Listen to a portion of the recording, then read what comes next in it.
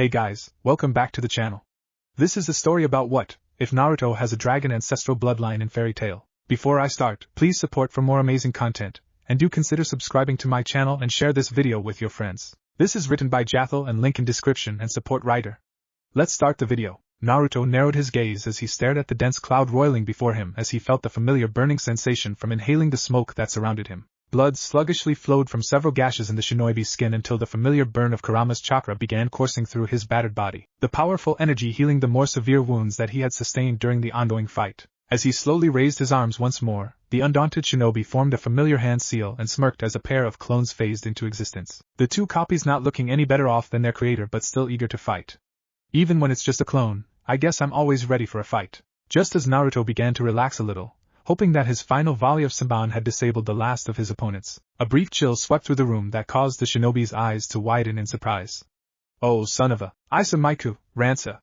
Naruto's eyes widened as dozens of sharpened spears of ice pierced the dense smoke, both the clones and the original dodging wildly before they could be skewered by the fast-moving weapons. As the trio landed once more, Naruto pointed to the smoke and made a swift gesture with his hands, his clones nodding as they raced inside of the cloud of smoke, the dense cloud enveloping the pair as soon as they entered. Several moments later, a short yell of pain caused Naruto to shake his head sadly at the sound of a body hitting the ground. Never stay put after you launch an attack. Who taught these guys how to fight?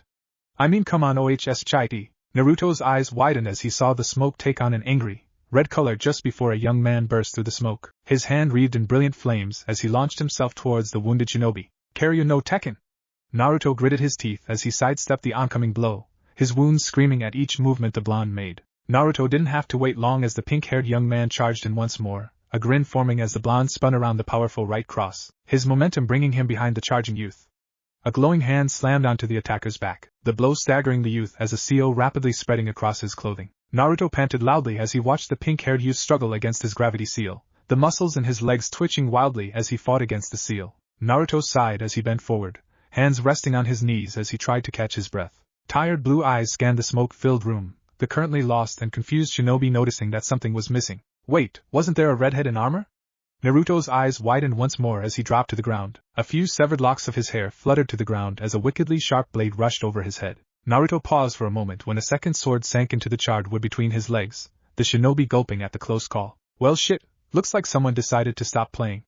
Naruto leaped to his feet as he saw the red-haired girl appear before him, a pair of silver swords in her grasp lashing out with pinpoint attacks in an attempt to cripple Naruto's limbs. But, after several moments of dodging, the young woman growled before she changed tactics, her blades cutting off any avenue of escape for the dancing shinobi in an attempt to box him in. Heh, nice try, but I'm not the most unpredictable ninja for nothing. Naruto ducked onto another vicious slash and slammed both of his hands into the ground, a small twister of wind-enhanced chakra sending debris and smoke flying around him, covering both of the combatants in a shroud of smoke.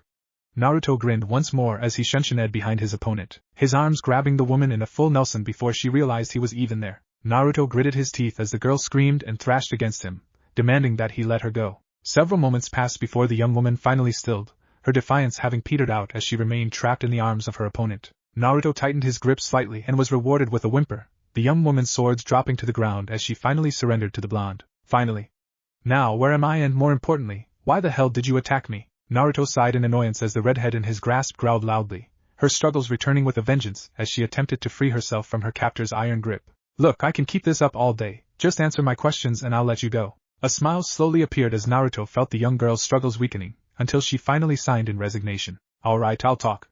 You are currently in Magnolia, more precisely you are in the Fairy Tales Guild Hall. And the reason we attacked you was because you attacked one of us. Were we just supposed to let that slide? We're family and we all look out for each other. Naruto sighed as he released the young woman, the shinobi taking a few steps back as the young woman slowly stood and faced him. Where the fuck is Magnolia? Flashback. 2 hours earlier, the hot noonday sun shone down on Myobokuzen as the hidden home of the Toads played host to one of their most treasured friends. The young man that had been instrumental in thwarting the plans of both Uchiha Madara and Otsutsuki Kagaya, Uzumaki Naruto, had arrived after wandering the continent for the past year, the former Konoha shinobi deciding to spend the day with his summons. Kisi! More sake! Gamakichi sighed as he slowly sipped from his sake dish, watching as his father and Naruto appeared to be participating in some kind of drinking game, the pair laughing uproariously before Naruto lifted a dish of sake that was easily 5 times his size. Well, it looks like a game sorta. Probably more accurate to say Dad is trying to kill Naruto via alcohol poisoning. Who knew someone so small could knock back so much sake? Naruto had never been this drunk in his entire life. And it wasn't the kind of drunk where you'd start thinking, wow, I'm getting a buzz and I feel really, really good. Oh no, this was a look at the awesome flying pink elephants. Let's go ride one kind of drunk. 2 years had passed since the 4th Shinobi War had ended and Naruto was celebrating his 18th birthday with the toads on Myobokuzen. Everything was going well until Gamabunta brought out the special fire sake that was only brewed on the Summons Mountain. Needless to say, the party quickly degenerated into a drunken celebration, and it was one of the only times Naruto could recently remember where he was actually enjoying his free time. Ever since the defeat of Tobi and Madara, Naruto had been saddled with the title of the Naidame Rikudo Sannin, a title that carried a heavy burden. Naruto drained the remaining sake before tossing the dish over his shoulder, his thoughts returning to the day that he had left Konoha. As a bearer of the rank of sage, the blonde was forbidden from residing among his fellow shinobi lest one of the Kages try and use him to upset the delicate balance of power shared between all the villages. All of his friends had gathered at the gate in an attempt to give their savior a proper send-off. Naruto smiled sadly as he remembered the numerous hugs and tears from people he had come to consider family, a sigh working its way past the Jinchuriki's lips as shakily stood on his feet. Bleary eyes focused on the distant gourd that contained the potent brew that the young sage had been imbibing. The normally somewhat graceful shinobi swayed drunkenly as he made his way towards the nearby gourd, the teen having made excellent progress getting completely smashed today so he could drown out the sad memories. But just as he reached the vessel it rose in the air as Gamabunta took a healthy swig of the powerful alcohol, the boss summoned letting out a self-satisfied belch as he dropped the empty gourd to the ground. Damn ya Bunta! I wash gonna drink that. Naruto's bleary eyes focused on the empty vessel as he listened to the boisterous laughter of the massive summon. An idea for a prank quickly forming in the blonde's sake-addled mind. Naruto closed his eyes as he focused on collecting nature chakra, the process having become as easy as breathing for the blonde. Moments later the young sage had hefting the massive gourd with ease, the drunk blonde flinging the heavy item at the laughing Bunta. You snooze you Kasama!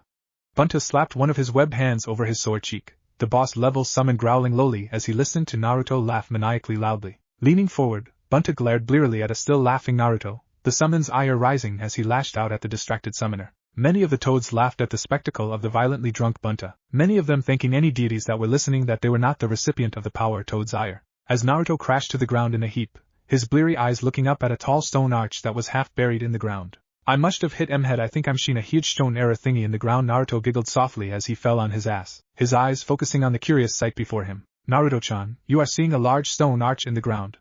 It's been here since we have lived on this mountain, but even we have no idea what it does. Naruto squinted as he turned around, a grin splitting his face as he saw Fukasaku land at his side. Pa!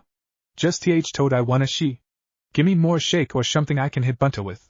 Damned bastard blindsided me when did it get so dark? Naruto looked up, his eyes blinking owlishly as he came face to face with a glowering Bunta, the massive toad growling softly at the sight of the blonde shinobi at his feet. Another powerful bitch slap sent Naruto hurtling towards the large stone archway, the plastered shinobi growling in anger as he flew through the air. But just as the blonde neared the ancient structure, something unexpected happened. A blast of natural energy flung Fukasaku and Bunta away from the monument, the pair watching in shock as a glowing tunnel formed in the center of the archway, a tunnel Naruto passed through from his uncontrolled flight. As soon as the blonde passed through the portal the passage collapsed, causing both Bunta and Fukasaku to look at the now inactive stone structure in shock. Fukasaku glared at the drunk toad boss and sighed. Well, that can't be good.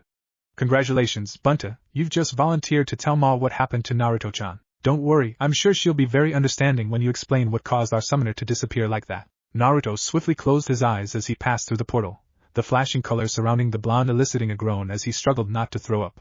After several moments of weightlessness Naruto finally hit solid ground, the blonde rolling to a stop against a set of closed doors. Groaning softly, Naruto staggered to his feet and looked around the bright room, his sake-addled mind trying to figure out where he was. All he could see was a blinding light that surrounded him, a situation that didn't mix well with his current inebriation. Pushing against the stone doors, Naruto growled loudly and heaved, his enhanced strength throwing one of the doors wide open as he fell to the ground once more. Neva again, Neva gonna drink again. Naruto let out a deep breath as he lay on the cold stone floor, his ears picking up the faint sound of laughter overhead. Pushing off of the surprisingly comfortable floor the shinobi saw a set of stairs leading somewhere. As the plastered shinobi staggered to the top of the stairs a large wooden door barred his path, the portal apparently barred from the other side as it refused to budge. One wind chakra-coated fist later and the door exploded, the drunk blonde staggering into the large open room. As Naruto stumbled into the new room, his eyes swung back and forth as he noticed the surprised expressions that were aimed at him, the blonde growing annoyed at the scrutiny. What's the matter, Neva seen a drunk man before?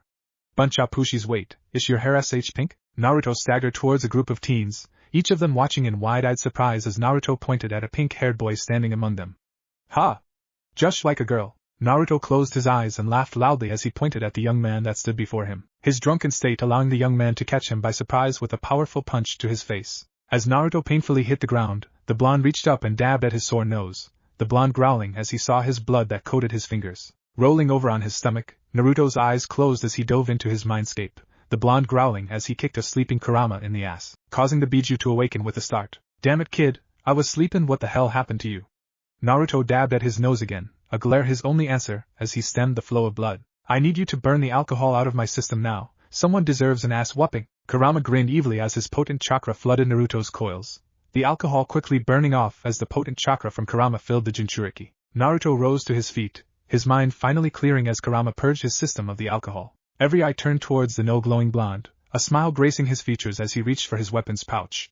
Now time to play. End flashback. Did you really think I wouldn't beat the shit out of Pinky here when he decked me? I can see you're all fighters, well, sorta. Anyways, he should have expected it, and it's your own fault for jumping in, it was his fight. Urza growled as she gestured at the dozens of fallen mages around her. And what about them? Did they deserve it too? Huh. Naruto sighed as he rubbed the back of his neck before he gestured at the other mages that had joined in on the brawl. Oh come on, I just used a simple poison to put them to sleep, they'll be fine in an hour. Well, they'll have a massive headache, but that's besides the point. I still have no idea. Naruto's tirade was cut off as a massive shadow began to fall towards him, the blonde looking up with wide eyes as a very tall man leaped towards him. Naruto's eyes tightened as he raised his arms to block the oncoming youth when the falling boy's arm glowed brightly, the shinobi's eyes widening at the massive steel arm that had replaced the teen's normal flesh. The powerful blow caught Naruto flat-footed as the blonde crashed through a distant wall, and was soon buried under its debris. Urza shook her head in exasperation as she watched Mirajane and Lisana run up beside their brother, the elder sister flashing the stunned swordswoman a shit-eating grin. Oh Urza, looks like you. Urza growled angrily as she jabbed a finger into Mirajane's chest, the ivory-haired teen glaring angrily at her rival. Mira, what do you think you're doing? I was talking him down, you white-haired skank. Sure you were, you clanky bitch.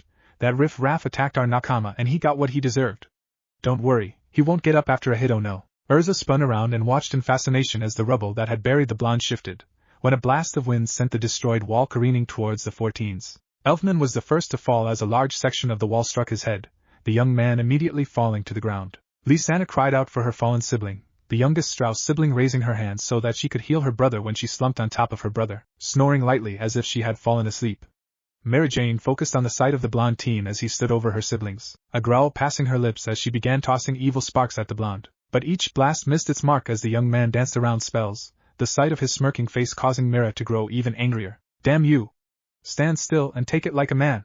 Urza's eyes widened as she watched Naruto appear behind Mirajane, the young woman about to call out a warning when she realized who she was about to save. Naruto gave the angry young woman a firm slap on her ass, causing Mira to screech as SH spun around, her hand covering her rear in case he tried that again. Pervert. Naruto chuckled as Mira threw a punch at his face, the blonde leaning away from the strike as he glanced towards Urza. What happened to family looks out for each other? Heh, that midriff-bearing bitch dug her own hole, she can climb out of it herself. Naruto blinked rapidly as he watched Mira turn away from him, her eyes intently focusing on a glaring Urza before both of them raced towards each other, their hands locking together as they tried to overpower each other. Naruto paused for a moment, a look of confusion appearing as he watched the two girls fighting before him.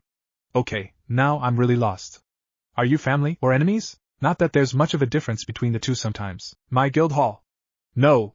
3 sets of eyes glanced towards the door, the sight of the shortest old man Naruto had ever seen causing the blonde to blink in surprise. Said old man was on his knees, tears streaming down his cheeks as he looked at the destroyed guild hall. As the two young women reluctantly put the fight on hold, the blonde shinobi chuckled nervously as he raised a hand in greeting. Well, looks like your guild members bit off a little more than they could chew. Sorry about the mess. I think it's time for me to go. Naruto's voice trailed off as a large sword suddenly rested on his shoulder, its sharp edge resting dangerously close to his jugular.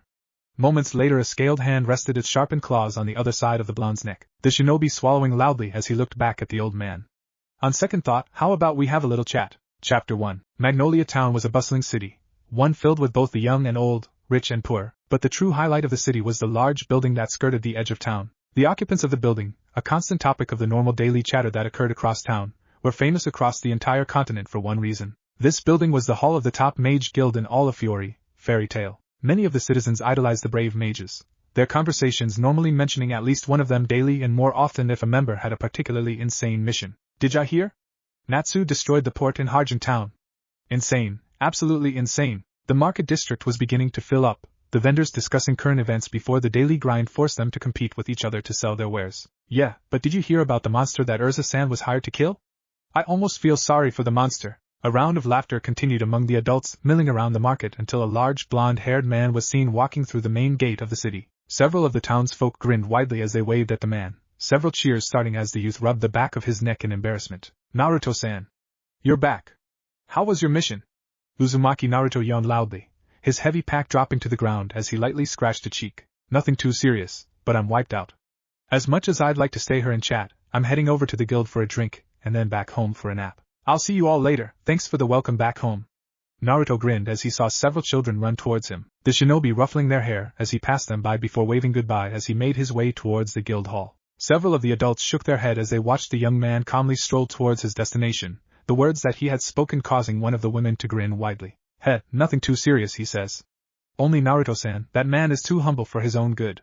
After all, he's not known as the Kage of Fairy Tail because of his good looks. The inside of the Fairy Tail Guild Hall was a gathering place not only for mages, but people that saw each other as family, and the hall as their home. Various groups gathered around the multitude of tables, partners and teams trading stories and jokes as they drank to their heart's content while others worked on various projects and interests that had caught their attention. And through it all, a beautiful young woman wove her way towards each group, their lecherous glances not bothering a single whit as she deftly sidestepped each invitation that was extended to her, as she performed her job to perfection. The young woman smiled brightly as she deposited her final order, her beaming smile causing the men at the table to blush as she sauntered away, her swaying backside leaving the group speechless as the waitress returned to the bar once more. Mara Jane sighed as she rested her tray on the bar, the young beauty taking a deep breath as she looked over her fellow guild members as they continued to carouse throughout the room, their glee spreading to everyone around them as they continued to revel in their high spirits. We're only missing one thing to make this scene perfect. Just when is that Baka coming home? Just as Mira was about to circle around the bar and sit for a spell, the front door of the guild opened and Myra's eyes widened as they landed on the new arrival. The metal forehead protector emblazoned with the symbol of Fairy Tail, leaving no doubt in Myra's mind of the man's identity. Myra's intent gaze took in the sight before her, quickly checking to see if the man before her was injured in any way. Finally assured that he appeared to be hale and hearty, a wide smile appeared on Myra's lips as she raised her arm and waved excitedly as she yelled the man's name. Naruto! Every conversation came to a screeching halt as Naruto's name was called, the entire guild hall turning as one to see the recently arrived shinobi, his hand raised in greeting. Yo, I'm back everyone. Naruto laughed aloud at the loud cheer that welcomed him home, several guild members walking forward and slapping the man on his back as they celebrated the return of one of their members. Naruto smiled as he caught up with several of his friends in the guild, but after a few moments the shinobi's attention was once more drawn to the expectant gaze of the woman that had seen him first. Naruto laughed as he slowly pulled away from his well-wishers, the blonde making his way towards the bar. Naruto's eyes focused on the shy smile Mary Jane was sporting as she watched Naruto slowly draw closer towards her, a faint blush staining her cheeks as she nervously smoothed her dress. As Naruto passed several of his fellow guild members, his ears picked up snippets of several muffled conversations, his enhanced hearing picking up on the familiar topics that were brought up once he had entered the building. No wonder she keeps rejecting me, look at how she's staring at Naruto. Lucky bastard. Do you think they'll get a clue and finally get together this time? Nah, I bet you 1,000 jewels that Blondie is still oblivious to how Mirachan feels. Hiding a grin as he neared the elated young woman, Naruto braced himself as Mira ran forward and wrapped the blonde in a bone-crushing hug, burying her face in his chest as Naruto's arms encircled her waist. Naruto grinned as he ran his hand gently up and down Myra's back, a muffled giggle her only response. So, Myra's muffled voice rose from her position against Naruto's chest. Are you back for a while now? Naruto grunted softly, the shinobi grinning as he felt Myra's arms tightening around him for a moment before she stepped back. Good, it's been too long since you came home. No more accepting missions from the council, you got that? Naruto raised his hands in front of him, a weak smile his only response as he backed away from the insistent young woman. Come on Mira, they were in a bind. They needed someone with my skills. Besides, they said that I wouldn't be called upon for another mission for at least another year, maybe even more. Naruto watched the woman before him as her narrowed gaze studied him, the blonde sweating a little at the scrutiny. After several moments Mira nodded her head resolutely and stepped behind the bar once more, her hands moving deftly as she prepared a drink for the returning shinobi. Sliding the finished creation towards him, Naruto raised the glass to his lips and drank slowly, savoring the taste while he continued to stare at Mira. What? Naruto laughed as he peered over the edge of his mug, his expressive eyes never straying from the woman before him. As Mira began to blush from Naruto's scrutiny, the shinobi slowly lowered his glass and rested his elbows on the bar as he leaned close, an action mirrored by Mira. Not much, just remembering the day I crashed into this place. I seem to remember a young white-haired girl getting ready to kill me for some reason. I think it was because I had the balls to spank her in the middle of a fight. Naruto grinned as he watched Myra's blush darken, the barmaid clenching her hands as she mock glared at the man before her. I never did get you back for that, you still owe me. Naruto laughed loudly as he reminisced about that day once more. Flashback 3 years ago. A chat? A chat? How about you apologize for smacking my ass? Freaking pervert, I should gut you like a fish. Naruto lazily looked over at the fuming woman, his bored expression causing the young girl to growl loudly as her hair began floating around her like an aura while sparks of dark energy arced along her body. Yes, Naruto said. A chat. Also, I think you better move those claws, someone could get hurt badly if you don't. As Naruto finished speaking, he relaxed his iron grip on his killing intent, the potent aura seeping out and causing the temperature of the room to drop drastically. Naruto watched the young woman's eyes widen as she involuntarily took a step away from him, her clawed hand shaking slightly as her breathing became ragged. Looking over his other shoulder, Naruto glared at his other attacker as she slowly shook her head, her sword shakingly pulling away from the blonde's neck and vanishing in a burst of light. Naruto closed his eyes as he clamped down on his aura once more, his normal grin returning as he focused on the old man before him. Sorry about that, Gigi. Name's Uzumaki Naruto. Shinobi extraordinaire and all-around prankster from hell now, Naruto said, his gaze slowly scanning the faces of the 3 people before him. Can anyone tell me how the hell I got here? Makarov was sitting cross-legged on the bar, a mug of beer raised to his lips as he studied the young man before him before slowly drinking from the glass. Setting the mug on the counter, Makarov let out a sigh as he narrowed his gaze once more at the blonde before him. So let me get this straight, Makarov said, his incredulous expression growing as he continued to speak. You were in the middle of a celebration of your birthday, an event that was being celebrated by giant toads. At Naruto's happy nod, Makarov rubbed his chin before he continued, and one of these giant toads was a mean bastard of a drunk, slapping you across the mountain before he finally sent you flying through some type of artifact that no one knew how to operate, correct? Naruto nodded rapidly once more, the action causing Makarov to smile slightly at the energetic young man before him. And after you disappeared through some kind of portal, you wound up in the lower levels of the guild, breaking through a magically sealed room and its secure door, and finally proceeded to bust up my guild hall? Naruto laughed as he nodded, his face disappearing behind a mug as he took another swig of the beer he had been given. The entire time Makarov's calculating eyes studied the young man before him as he considered what he had been told. Several moments passed before Makarov softly began to snigger, the action causing Naruto's eyebrows to rise in surprise as he lowered his mug to watch the small mage before him. Makarov's snigger continued to grow in volume until it became a giggle, before finally transforming into a full-blown belly laugh as the guild master began to slap his open palm against the bar. Raising his mug once more, Makarov sighed as he shook his head. Oh, I wish I hadn't missed that. Why do all the good fights happen when I'm not here? Master! He knocked everyone out and seriously hurt Natsu and Gray. Naruto rested his elbow on the bar, his deadpan expression causing Urza's mouth to quickly snap shut. Pinky and Frosty both earned it, Naruto said, a serious expression appearing on his face as he lectured the young woman before him. They were the ones that started the whole fiasco. I was perfectly fine to use my taijutsu against them, but they were the ones that escalated it when they used their magic. The others were knocked out for their own protection. I didn't want them getting caught up in the crossfire. Urza growled as she folded her arms over her chest, the redhead turning away as she stormed out of the guild, Makarov sighing as he shook his head slowly. Naruto then spun around, a teasing grin on his face as he poked Mira-Jane in the shoulder. And do you have anything you'd like to complain about, Shiro asterisk? Asterisk Whitey. Mira-Jane glared at the shinobi beside her before turning away, her chin rising in the air as she ignored the blonde at the bar. Makarov sighed softly as Naruto turned back towards him, the blonde shrugging helplessly.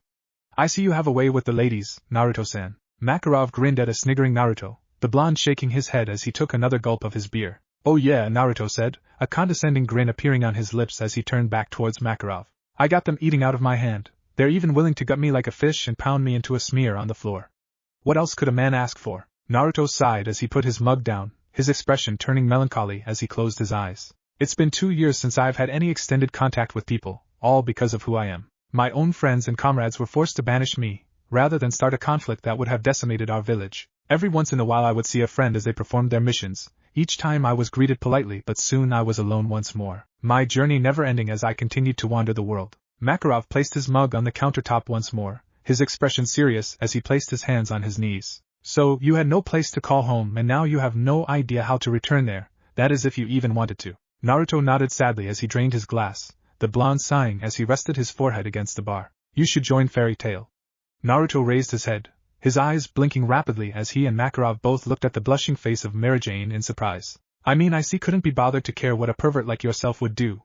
But if you wanted a family and friends, you could join Fairy Tail. As Mira ran off towards her still unconscious siblings, Naruto looked at a grinning Makarov and sighed, a grin forming slowly on his face. Well, who can argue with that logic? End flashback. Naruto grinned as he remembered how nervous Mira Jane was when she suggested the shinobi join Fairy Tail. The young woman appeared so confident now after only 3 years had passed. As Naruto raised his glass to his lips once more, the blonde enjoying the view as Mira turned away and began washing several dishes. The doors to the guild were violently kicked in and an energetic pink-haired man entering the building, screaming loudly as to announce his presence. Naruto sighed as his head drooped, Mira's delicate hand resting in his blonde locks as she ruffled the shinobi's hair gently. You know he nearly worships the ground you walk on, right?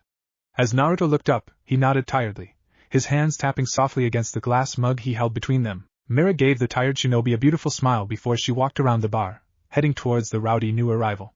Natsu, welcome home. As the fire dragon slayer turned towards Mira, his eyes widened as he pointed dramatically at the bar, flames spewing from his mouth as his excitement overrode the small amount of common seance the young man possessed. Naruto! Fight me! Natsu roared excitedly as he rushed forward, sidestepping Mira as she shook her head in exasperation. Naruto sighed as he spun around in his bar stool, the blonde resting against the bar, as he lazily observed the charging dragon slayer. Natsu, watch out for the sealed trap. Natsu's ecstatic expression instantly morphed into one of confusion as he glanced towards the floor. A loud squawk of indignation as the clueless dragon slayer stepped on a glowing seal, its presence having been missed as it had been activated recently. Naruto smirked as he watched the youth growl when he was slammed into the ground, the gravity seal stopping his headlong rush towards the tired shinobi. I just got back from an extended mission, Naruto said, a loud yawn interrupting him as he stared at the struggling youth. We can spar later, but for now I am completely tapped out. Natsu growled as he slowly pushed himself off of the ground, the shinobi's eyebrows rising in surprise as the dragon slayer slowly started towards him once more. I'm not letting one of these stop me this time. I'm going to take you down today. But before Natsu could take another step, a cold chill ran down his spine, the normally blazing dragon slayer feeling as if his entire body had been dunked in ice. Glancing over his shoulder, Natsu's face paled as he saw a shadowy aura surrounding the normally cheerful Mira Jane, the barmaid approaching the frozen young man while one of her hands held a slowly forming spark of energy. Natsu, go play with the others, Mira Jane said, her extremely sweet tone of voice belying her obvious anger. Naruto is off limits for the time being. I'll let you know when you can play with him again. Mira smiled brightly as Natsu nodded woodenly, the young man falling over in shock as the gravity seal released its hold on him. Looking around at the other members, Natsu growled as he spotted Krav, the impetuous dragon slayer, jumping to his feet and racing towards his unsuspecting target. Moments later, Naruto shook his head as he watched the all-too-common brawl occur once more. Fortunately this time the participants were keeping him out of it. Some things never change, Mira said while she watched the brawl continue to grow until the entire guild was caught up in the fight. Do they? Naruto shook his head as he looked towards the doorway, seeing an unfamiliar young woman that was staring in shock at the barroom brawl taking place right before her eyes. Oh, new girl. Over here. Lucy's eyes widened as she pulled her luggage after herself, her companion stopping before a large building as they turned towards her. Natsu grinned as he jerked his head towards the guild.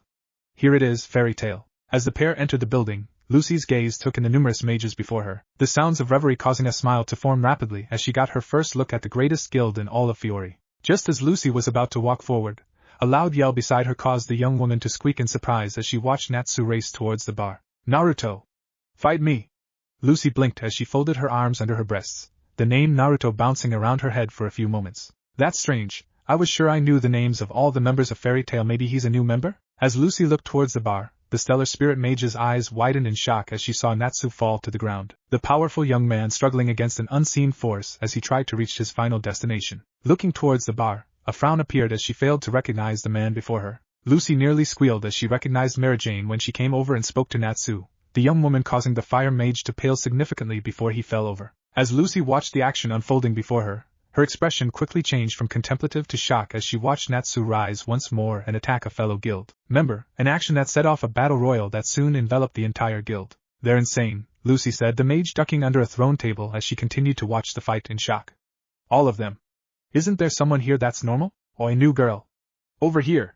Lucy turned towards the bar, seeing the same blonde man from before waving her over. And beside him was Mira Jane? Oh wow, I get to meet Mira Jane. Lucy happily skipped towards the bar, her smile having returned completely as she stood before one of her idols. But just as Lucy arrived at the bar, she pointed at the fight behind her in worry. Shouldn't we stop them? Mira closed her eyes as she smiled, her head slowly shaking back and forth. Oh no, this happens all the time. Besides, Mira said, never noticing a bottle of booze that had been thrown towards her. Her expression never wavered as the blonde at the bar snagged the bottle out of the air, the young man rapidly flinging the projectile back towards the brawl. If it gets too serious, I can have Naruto here stop them. Lucy watched in shock as the returned bottle smashed into a guild member's nose, the man holding the broken protrusion, while focusing his glare towards the bar. Lucy shivered as she felt a cold presence suddenly appear, the glaring man in the brawl falling flat on his ass as he began to shake like a leaf in the wind. Naruto! Stop that, you're scaring the new girl. Lucy looked back in shock at the now standing blonde-haired man, seeing an icy glare aimed at the guild member with a broken nose. Sighing softly, Naruto sat back down and the chill finally lifted, Lucy taking a shaky breath as she sat on a bar stool. Just as the fight appeared that it was going to escalate, the mages involved all deciding it was time to bring magic into the battle. A shadowy foot slammed into the ground, causing the entire guild to freeze in fear. Cut it out, you fools! Lucy's eyes glanced up and way up as she choked down a scream of panic. He's humongous, Master! So, Mary Jane said. You were here after all. Lucy's jaw dropped as she looked at the apparent master of fairy tale. Lucy's surprise changed to awe as she then saw every brawler before her back away from their opponents, many of them grumbling as they turned towards their master. Well, that is, all of them except Natsu. Ha! You all got scared. This match is my win, GHHH. Lucy watched in morbid fascination as the guild master before her raised a massive foot and stomped on the loud-mouthed fire mage, silencing his victory speech. Lucy's loud ep echoed through the now silent guild as she watched the massive man turn his gaze towards her. A newcomer, eh? Lucy's jaw dropped as the shadow being before her began emitting powerful magic, the stellar spirit mage sweating as she waited to see what her fate would be. Moments later, Lucy's fear swiftly changed to surprise as the shadowy man rapidly shrunk, a short old man now standing before her. Nice to meet you. The name's Makarov, welcome to Fairy Tale. Before Lucy could respond, the old man leaped towards the second floor, his body spinning rapidly as he slammed the back of his head into the railing, his pain-filled groan causing the entire guild to cringe. Makarov clung to the railing and slowly pulled himself on top of it, the old man standing at his full 3-foot height. As the guild master raised his hand, a large sheaf of papers appeared as he looked at the people below him, his firm gaze causing the assembled mages to nervously fidget. You've done it again, you fools! Makarov said, the old man shaking his head as he motioned at the papers he held. Look at the documents I've received from the council. Meanwhile, with Naruto grinned as he looked over at Mira, his hands clasped before him in a classic pose of begging. Please, can I do it? It's the perfect opportunity. Mira let out a soft hum, placing a delicate finger on her cheek as she considered the request. Well, I think you're right, it is the perfect opportunity. I give you full permission. Naruto grinned as he rubbed his hands together, his expression gleeful as he turned back towards Makarov, an expression that caused Lucy to gulp. Just what is he up to? Back with Makarov, burning down a church in Frisia, damaging parts of Lupanus Castle, Nizun Ravine's observatory collapsed and they had suspended their operations, and now you blew up half of Harjan's port. Natsu! Why can't you be more like Naruto? All of you can learn from him, he never blows anything up. As Makarov turned towards the mentioned guild member, his eyes widened at what he saw. Naruto, what are all those piles of paper around you? Naruto grinned evilly as he pulled the top sheet off of the closest pile, the blonde clearing his throat as he began reading the document. Warehouse District of Crocus, destroyed. Main port in Cedar, destroyed. Half of Oaktown Castle, destroyed during an interguild battle. Oh yeah, I remember that fight, the council was not happy about that one. Naruto glanced up at Makarov, an innocent smile gracing his features as the guild leader pointed down at him in anger. Where did you get those? I've never heard of any of those incidents before you. No, you didn't. Naruto's grin became very fox-like as he nodded happily. Yep. I stole them all before you could read them. Every sheet here is a list of the stuff I've destroyed. Naruto watched as Makarov growled, his face slowly turning red before he sighed, the anger bleeding out of him as he glared at the blonde below him. Well played, Naruto, Makarov said loudly. You win this round. Makarov grinned as he looked down at the other members, one of his hands gesturing towards the grinning blonde below him. Naruto understands that each and every one of us is responsible for our own actions. The council seeks to control us, use us and hold us back. Forget what they say and do what you think is right. That is the way a fairy tale mage should be. Naruto grinned as he watched his fellow members cheer loudly, the blonde's head shaking as he resealed the stacks of blank paper surrounding him. Later, Lucy grinned excitedly as Mary Jane placed Fairy Tale's guild stamp on the back of her hand, the magical item leaving an imprint of the guild mark in a pale pink color. Looking up at her idol, Lucy's expression became smug as she noticed Mira glancing over at a napping Naruto, the blonde's head laying against the bar as the other members of Fairy Tale gave the sleeping man a wide berth. So, Mira, Lucy said, her smug grin growing as she saw the barmaid blush lightly. Are you and Naruto you now? Raising her pinky finger, Mira shook her head quickly as she covered her now burning cheeks. No, you got it all wrong. We're just close, we've been through a lot together. Mira glared at the blonde girl, watching Lucy intently as she crossed her arms under her large breasts. A smug expression appeared on Lucy's face as she turned towards the sleeping shinobi. So, if he's free, that means that I could. No! Lucy turned back towards Mary Jane, the older mage's look of shock sealing the deal for you young girl. Ha! You do! Lucy's victorious shout was cut off as Mira slapped her hands over the loud blonde's mouth, glaring at the girl until she stopped talking. Not a word to Naruto, Mira said quietly. Otherwise, they'll never find the body. Lucy's eyes widened in shock, but before she could say another word, a high-pitched voice spoke up beside the shocked young woman. Is my daddy back yet? Lucy looked beside her and saw a young boy looking up at Makarov, the guild leader sitting atop the bar, as he swallowed a mouthful of beer. Romeo, you're really starting to annoy me. You're the son of a mage, trust in your father and wait for him at home like a good boy should. Several people began to speak of the job Romeo's father, Makarov, had taken on Mount Hako. As Romeo pleaded that someone go look for his father, Makarov took a large gulp of his beer before slamming the mug onto the bar. No way. Your dad's a mage, he can take care of himself. Go home and drink milk or something. Lucy's eyes widened as she watched Romeo leap forward, his fist lashing out as he punched Makarov in the nose before he turned and ran away, his tears falling to the ground as he left the guild. As Lucy turned back towards Mira, a loud crunching sound caused her to turn towards the request board, the young woman's eyes widening when she saw a request embedded in a newly formed crack on the board. Lucy watched as a silent Natsu walked away from the request board, the fire mage reaching for his pack as he turned towards the entrance. Just as he left, Naruto rose from his stool and reached for his pack, pulling a long-sleeved red jacket over his shoulders, the flame-trimmed garment causing Lucy's gaze to narrow. Shouldn't we stop them, master? They're just going to be trampling on Mikao's pride if they rescue him. Lucy looked towards the person that spoke, seeing a large tan man dressed in a set of tribal clothing. Lucy looked towards Master Makarov, as the old man calmly smoked a pipe between gulping down his beer. Of course you can, Nab, go right ahead, try and stop Naruto and Natsu from leaving. When the tan man continued standing by the request board, Makarov smirked after removing his pipe from his lips. Yeah, I didn't think you would. Just let them go, this is their choice. Where have I seen that coat before? It looks so familiar. Lucy watched as Naruto glanced towards Mary Jane, the barmaid nodding as the tall blonde walked out of the guild hall as well. After the blonde left the building, Lucy turned back towards Mira, her hand grasping the drink before her. What happened to those two? Mira stopped polishing a glass as she looked at Lucy, a sad expression causing the stellar spirit mage to wonder if she wanted to know the answer to her question. Natsu lost his only parent. He woke up one day and he was gone.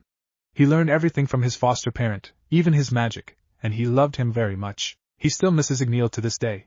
Naruto, he never had the opportunity to know his mother or father, he's an orphan. Lucy's eyes fell towards her drink, the young woman thinking of what she had just learned as Mira continued to speak. Neither of them want Romeo to go through what they did. At least that's what I think is happening. Mira rested her elbows on the bar, a melancholy expression appearing as she continued speaking. Almost everyone in fairy tale has a painful story, one that drives them forward and has made them who they are. Even me. As Lucy slowly stood, she left her suitcase at the bar as she ran out of the guild, a sadly smiling Mira watching her progress. As Romeo's tears slowly fell from his cheeks, the young boys wiping futility at them as he continued to cry. As Romeo slowly made his way back towards his home, a rough hand ruffled his hair for a moment, causing Romeo to pause and stare at Natsu's back. The dragon slayer not even stopping as he continued to walk towards the edge of Magnolia. Don't worry, Romeo, we'll find him. Romeo whirled around, the new voice causing his tears to fall once more as the young boy saw Naruto walk towards him, his hand also ruffling the young boy's hair. As Naruto caught up to his comrade, Naruto chuckled as he saw the dragon slayer hiring a carriage to take him and happy to Mount Hako. You must really want to get there badly if you're willing to use a carriage to do it. Glancing over his shoulder, Naruto saw Lucy running towards the pair, and he grinned evilly. Oh ho, I see how it is, Naruto said. You could smell her following us and you got a carriage so she could go with you. You sly dog you. Natsu refused to take the bait, causing Naruto to pout sullenly. Lucy stopped before the pair, the young woman panting loudly as she looked at the carriage. Let me go with you. Naruto and Natsu shared a look, the shinobi shrugging as Natsu motioned at the carriage. Okay, get inside, we've got to get moving. Lucy smiled widely as she climbed into the carriage, missing the light blush staining Natsu's cheeks as she turned towards Naruto. So I guess you're going to leg it? Naruto nodded as he began stretching legs, his eyes focused on the distant peaks of Mount Hako. Yep, I'll scout around the mountains, there's a lot of ground to cover and we may not have much time. As Naruto dashed off, Natsu climbed into the carriage and sat down, the dragon slayer breathing deeply as he tried to control his growing nausea as the carriage began to move. Lucy looked at Natsu quizzically, and then towards the closed door. Where's Naruto? Isn't he riding with us? Natsu stretched out on his bench, his motion sickness causing the young man to groan as he shook his head. No, too slow for him, Natsu said. He'd go nuts after a few minutes of sitting here. He's running towards Hako right now. Oh god, I hate carriages. He should arrive in half an hour or so. We'll be a few hours behind him. Lucy's jaw dropped as she looked at Natsu in amazement. Seriously? How is he so fast? Natsu sighed as he began to sweat, his hands resting on his roiling stomach. Happy hopped on the bench as he looked at the girl sitting across from him. Faye, that's nothing for the Kage of fairy tale. Happy said, you should see him when he's really serious. Lucy's jaw dropped as she began putting all the pieces together, her eyes widening as she leaned towards her current companion. Kage? You mean the fairy tale guild's co-ace, that Kage?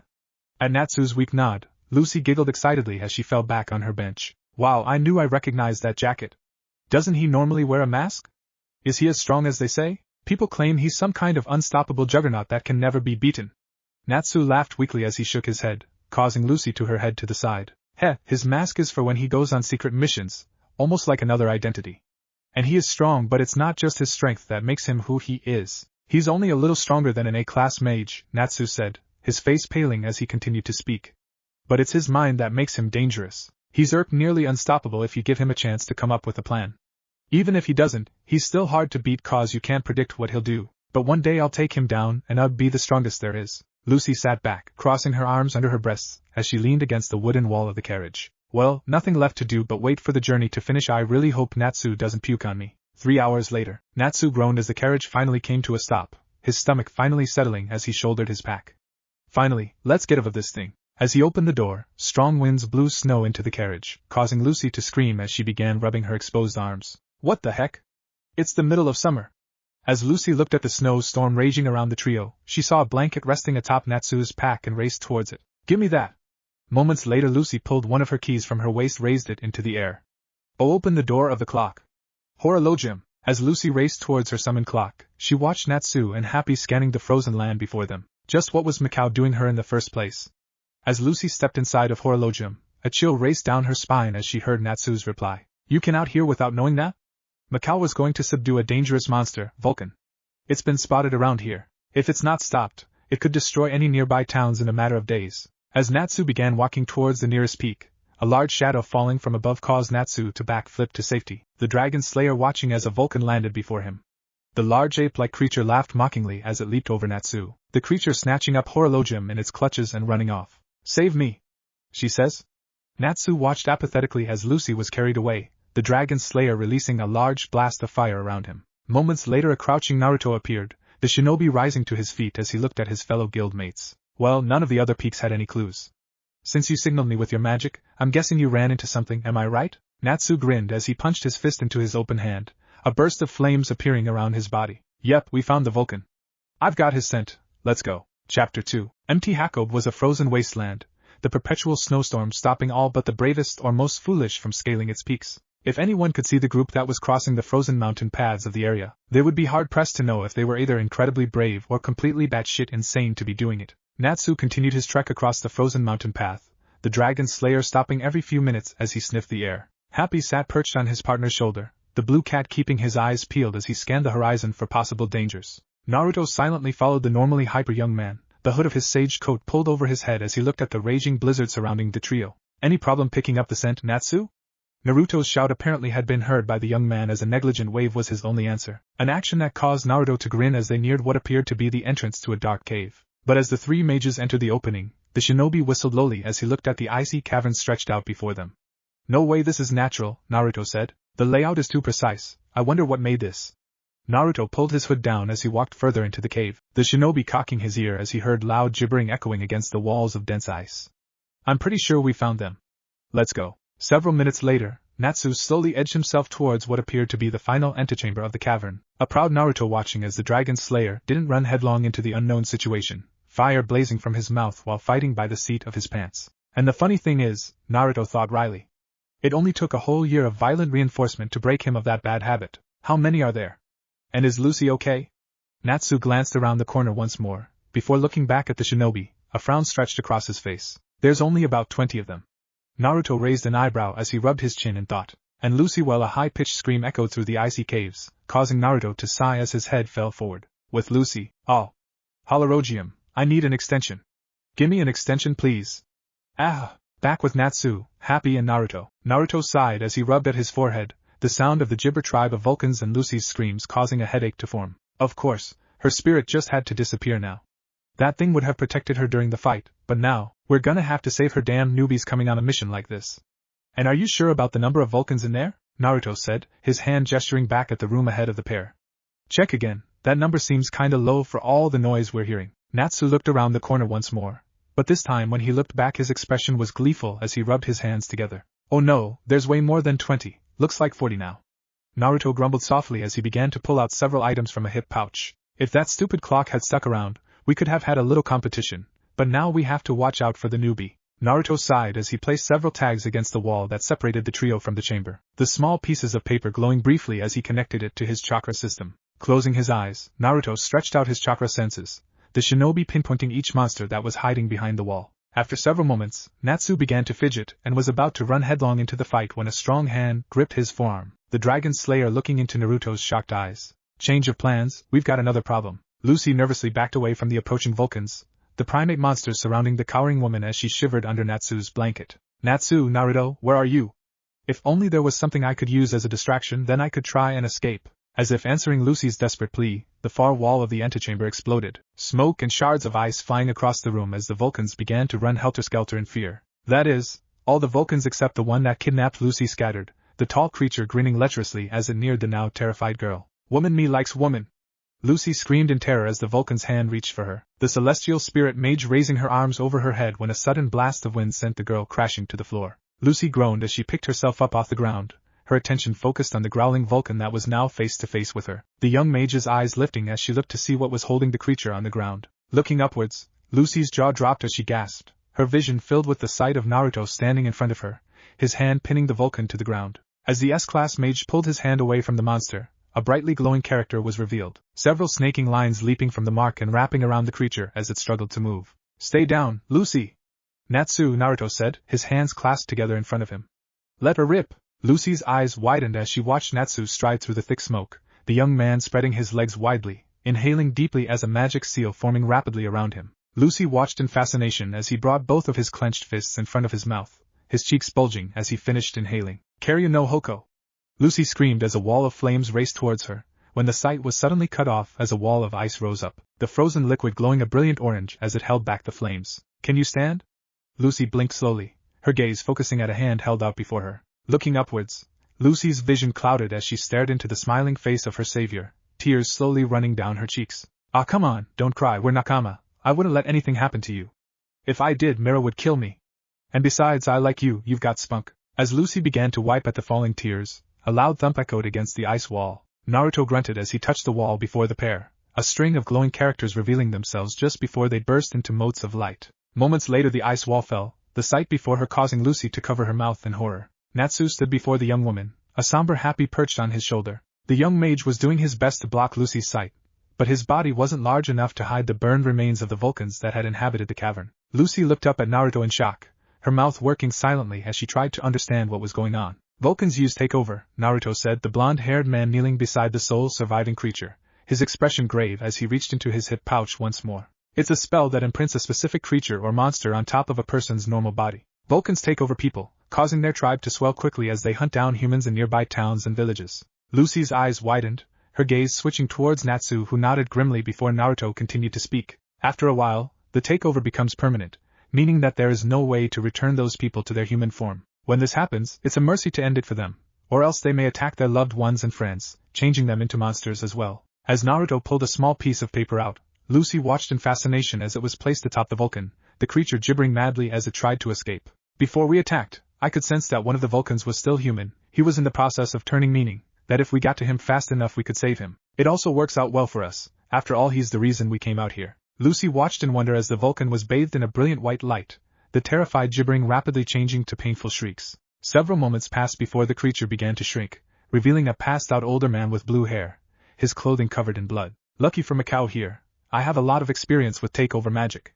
The seal I just used absorbs the magic from him, returning him to his natural form. Bending over, Naruto helped pull the older man to his feet as Mikao began to wake, his bleary eyes staring at the blonde man supporting him. And Naruto?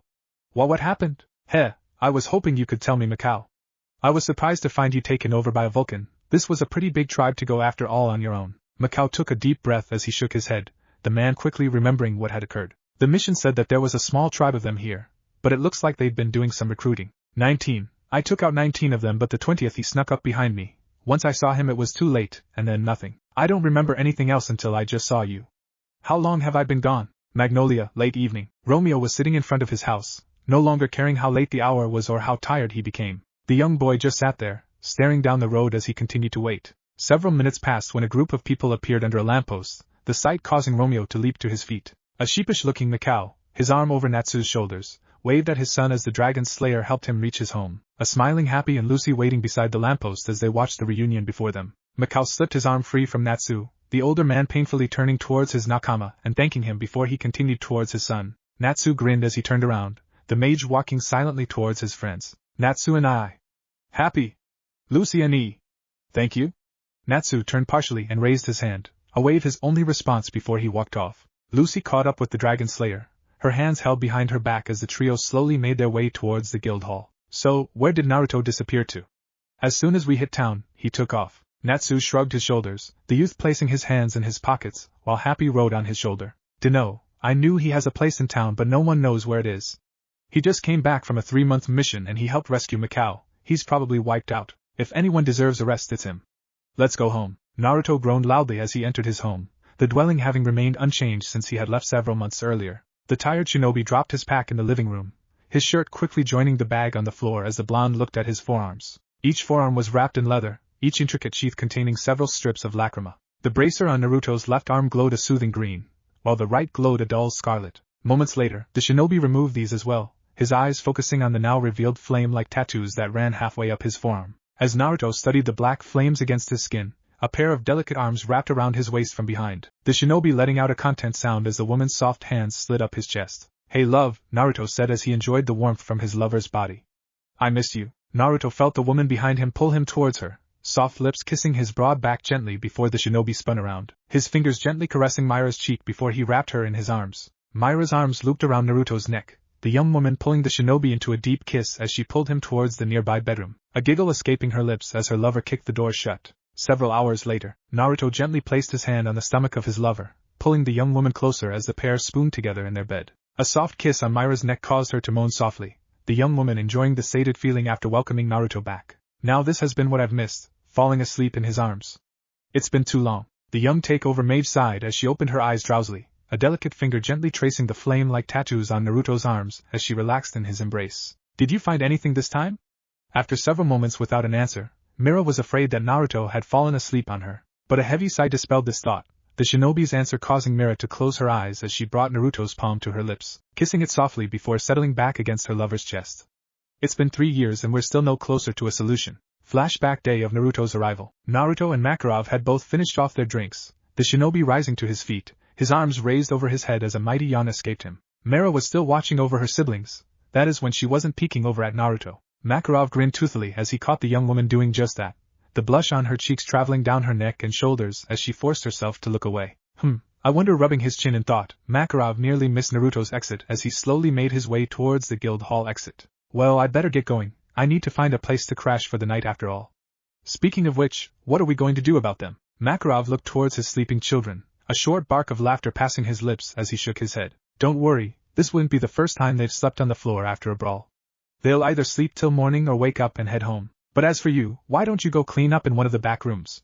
There's a place you can shower and change if you've got extra clothes. Mira'll be happy to show you the way. Mira spun around, her eyes wide as she stared at the sweaty blonde before her. Naruto crossed his arms over his chest as he watched a bright blush cover the young woman's face, her mouth working soundlessly as Makarov ran from the room, cackling madly. Naruto cocked his head to the side as he observed the brightly blushing girl before him. Yep, she's gonna blow up right about. You damned old goat. I'm gonna kill you. Now damn you Gigi, Naruto mentally growled, shaking his head as he watched the violently cursing girl before him. I suck at handling angry women, you are so getting pranked. Naruto walked forward and placed his hand on Myra's head, causing the white-haired girl to pause as she slowly turned towards him. Lesson number 1: if you're going to hang around me, never, ever prank me. Leave it to me, I'll get him back for both of us. Naruto smiled as Myra's eyes locked onto his own, an odd expression appearing before Naruto grinned at the girl. Now, Makarov said something about a shower? Naruto watched as Mira looked at the blonde nervously, the expression on her face causing Naruto to chuckling internally. After several moments of studying the girl before him, Naruto watched with a smile as Mira quickly made her way towards the back of the hall, and amused Naruto following her sedately. When she reached the door, Mira turned around and began fidgeting with her hands, a habit that caused Naruto to smile fondly as he remembered how Hinata would do the same thing. Reaching his hand out, Naruto patted the nervous girl on the shoulder as he opened the door. Thanks Mira-chan, I got it from here. Mira watched intently as Naruto entered the back rooms, the takeover mage leaning against the wall once the door slid shut. The young girl sighed as she slid to the floor, a predatory grin appearing as Mira looked at the closed door. Well, Urza doesn't seem interested in Naruto at all. Lucky for me. Now how can I? Shit! What the hell? Mira's gaze focused on the closed door, the young girl rising to her feet and worriedly banging against it. Naruto! Are you okay in there? Moments later the door was wrenched open and a shirtless Naruto exited, a panicked expression on his face as he stared at his forearms. Mira's gaze focused on Naruto's forearms, seeing what she assumed were several intricate tattoos that reminded her of flames. But when she looked up at Naruto's face, the panic reflected in his gaze caused the young girl to quickly realize that something was very wrong. Mira, where's the old man? Something's really wrong here. End flashback. Mira's fingers gently traced along the black flames that adorned her lover's skin, wishing that there was something that she could do about them. As long as these seals remain, Naruto-kun can't properly access Kurama's chakra, and after he made that discovery regarding the natural energy of our world, I thought he was going to have a breakdown. Flashback. Evening of Naruto's arrival. After a tense conversation with Makarov, Naruto had tried every seal that he could think of to remove the flames from his forearms, but every one that he tried was instantly absorbed into the new array that adorned his body. After an hour of futile attempts, Naruto allowed Makarov to study the seal array, hoping to get some kind of answer from the old man. As Makarov's keen eyes studied the array, Naruto watched Mira mixing a drink behind the bar, the young girl glancing towards the pair every so often. Well, as far as I can tell, Makarov said, this array is a mixture of magic and these fusing techniques that you mentioned. I wouldn't even know where to begin with it. And you say you have no idea where it came from? Naruto sighed as he leaned back in his chair, his gaze focused on the newest seals that covered his body. That's right, I never saw them until I took off my shirt. Well, that's just great. Now I can't use any of my Jinchuriki powers. I still have my healing ability, but it looks like I'm stuck with Sage Mode when the shit hits the fan. Makarov looked at Naruto quizzically as he blinked at the young man before him. Sage Mode? What's that? Naruto pulled his feet up, the blonde's body relaxing in a lotus position as his eyes slowly closed. Makarov and Mira both watched as Naruto became completely still, his breathing slowing until he suddenly screamed in agonizing pain, the shinobi falling from his chair as he twitched on the ground feebly before the two wide-eyed mages. What the fuck is wrong with this place? End flashback. Mira had to suppress a giggle as she remembered how pitiful Naruto had sounded that day. We had no idea at the time, but the Eterano that permeates the air is mixed with the natural energy of our world. It can sustain a mage's magical power, but it can't be used for Sage Mode. Naruto-kun can filter the natural energy out, but it takes too long to gather, so it's essentially useless in combat. At least Master was finally able to come up with an alternative for Naruto-kun. Mira's thoughts slowly trailed off, as sleep finally overtook the young woman. The pair of lovers resting peacefully together as the night wore on. The next day, the early morning sun shone through the open curtains, the beam of light striking exactly where Naruto's closed eyes happened to be. A low groan was heard as the tired shinobi focused his chakra, a clone popping into existence. Naruto opened his eyes blearily as he watched his clone yawn and stretch before him. The clone went to the window and quietly closed the curtains before standing in front of Naruto, waiting for further orders. You're going into the guild for Mira. We'll be there in the afternoon. Its orders received, the clone tiredly nodded as it activated a henge, turning into a perfect replica of Mira Jane. The real Naruto sighed contently as he snuggled closer to the warm body beside him, an action that caused Mira to murmur softly in her sleep as the pair drifted off again. Several hours later, Naruto opened his eyes, the bare spot before him letting him know that Mira was already up. Rising from his bed, Naruto silently padded into the kitchen, a smile gracing his lips as he leaned against the door frame, observing a softly humming Mira as she moved around the kitchen while preparing breakfast for the pair. As Mira returned to the stove, a smirking Naruto silently advanced, his unsuspecting prey completely unaware of what was approaching. As Naruto neared Mira, he raised his hands and prepared to lunge forward. Don't even think about it, Naruto-kun. Now, Mira said, her eyes never leaving the cooking food on the stove. Go and set the table. I'm almost done here. Naruto sighed as he stepped forward, gave Mira a hug, good morning, a peck on the cheek, and proceeded to set the table as instructed. A few minutes later the pair were seated across from each other, enjoying the meal and catching up on what had been happening over the last few months. As the pair finished their meal, they quickly washed the dishes and got ready for the day. Half an hour later and the duo were slowly making their way towards the guild hall, a smiling Mira holding onto Naruto's arm as they passed through the market district. As Naruto looked up, he saw the Mira clone approaching them, her hands full of bags and a smile on her face as she greeted the pair. So, how did it go? Naruto said, accepting the baggage as the clone scoffed lightly. Ha, those guys didn't even know the difference. I just flashed them the same smile that Mira always uses and they were putty in my hands. Naruto grinned as the clone disappeared in a burst of smoke, its memories causing the blonde to chuckle as the pair continued on their way towards the guild. Naruto-kun, I don't know whether to be impressed that you can imitate me so well, or to be creeped out by the fact that you can. Naruto's head quickly turned towards his girlfriend, the betrayed expression he was wearing causing the young woman to giggle. Oh, you sneaky little, this is cause I tried to scare you in the kitchen, isn't it? Mira giggles continued as she squeezed the arm that she was holding onto, the pair slowly separating as they drew closer to the guild. Before they could enter, Naruto grabbed Mira and pulled her into a nearby alleyway, dropping the bags he carried as he held the young mage in his arms. Mira, don't you think it's time that we tell everyone that we're together? We can't keep hiding this. Someone is going to figure it out eventually. Have you forgotten? Mira said, a deadpan stare causing Naruto to sweat a little. Why we don't tell everyone? I seem to recall someone saying that she'll skin me alive if she finds out I'm sleeping with her best friend. Now, who could have said such a thing? I wonder. Mira was cut off as Naruto leaned in and kissed her deeply, the young woman moaning softly as she returned the ardent kiss and rested her head against Naruto's chest. Yes, I know I said that, but that was a year ago. I'm sure that she's who am I kidding, she'll still try and kill me. Mira giggled as she gently patted Naruto's arm, the blonde gathering up the dropped items quickly. The pair exited the alley, separately, and entered the guild hall, a round of cheers greeting them. Hey everyone, Mira said, a smile on her lips as she touched Naruto's shoulder. Look who I ran into. As Naruto placed the heavy bags he had been carrying at the bar, he heard several whispered conversations around him. Hey, look at that, he's become a glorified gopher. Of course, it'd be hard to say no to Mira-chan as she asked for help. Do you think he's been friend-zoned?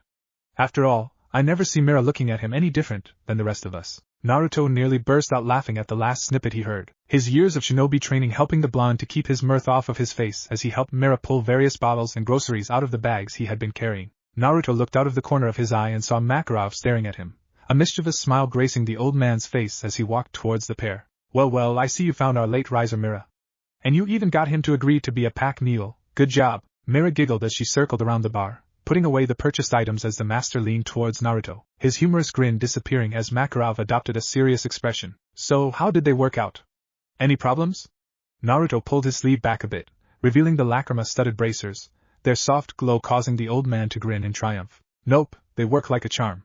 The sage bracer fills in about a day or so, but the Biju bracer fills much more slowly. I'll only use that one for emergencies. Makarov nodded gravely as Naruto tugged his long-sleeved shirt back down, covering the softly glowing gems as the pair turned towards the rowdy members of the guild. I'm sorry it took so long to find a workaround, but the lacrima that we used had to be created from scratch. This is completely untested, and we weren't really sure what would happen. Makarov trailed off, a terror feeling of dread causing the old man to turn around and look at Mirajane's strange smile. Master, are you using Naruto as a guinea pig again without knowing the consequences?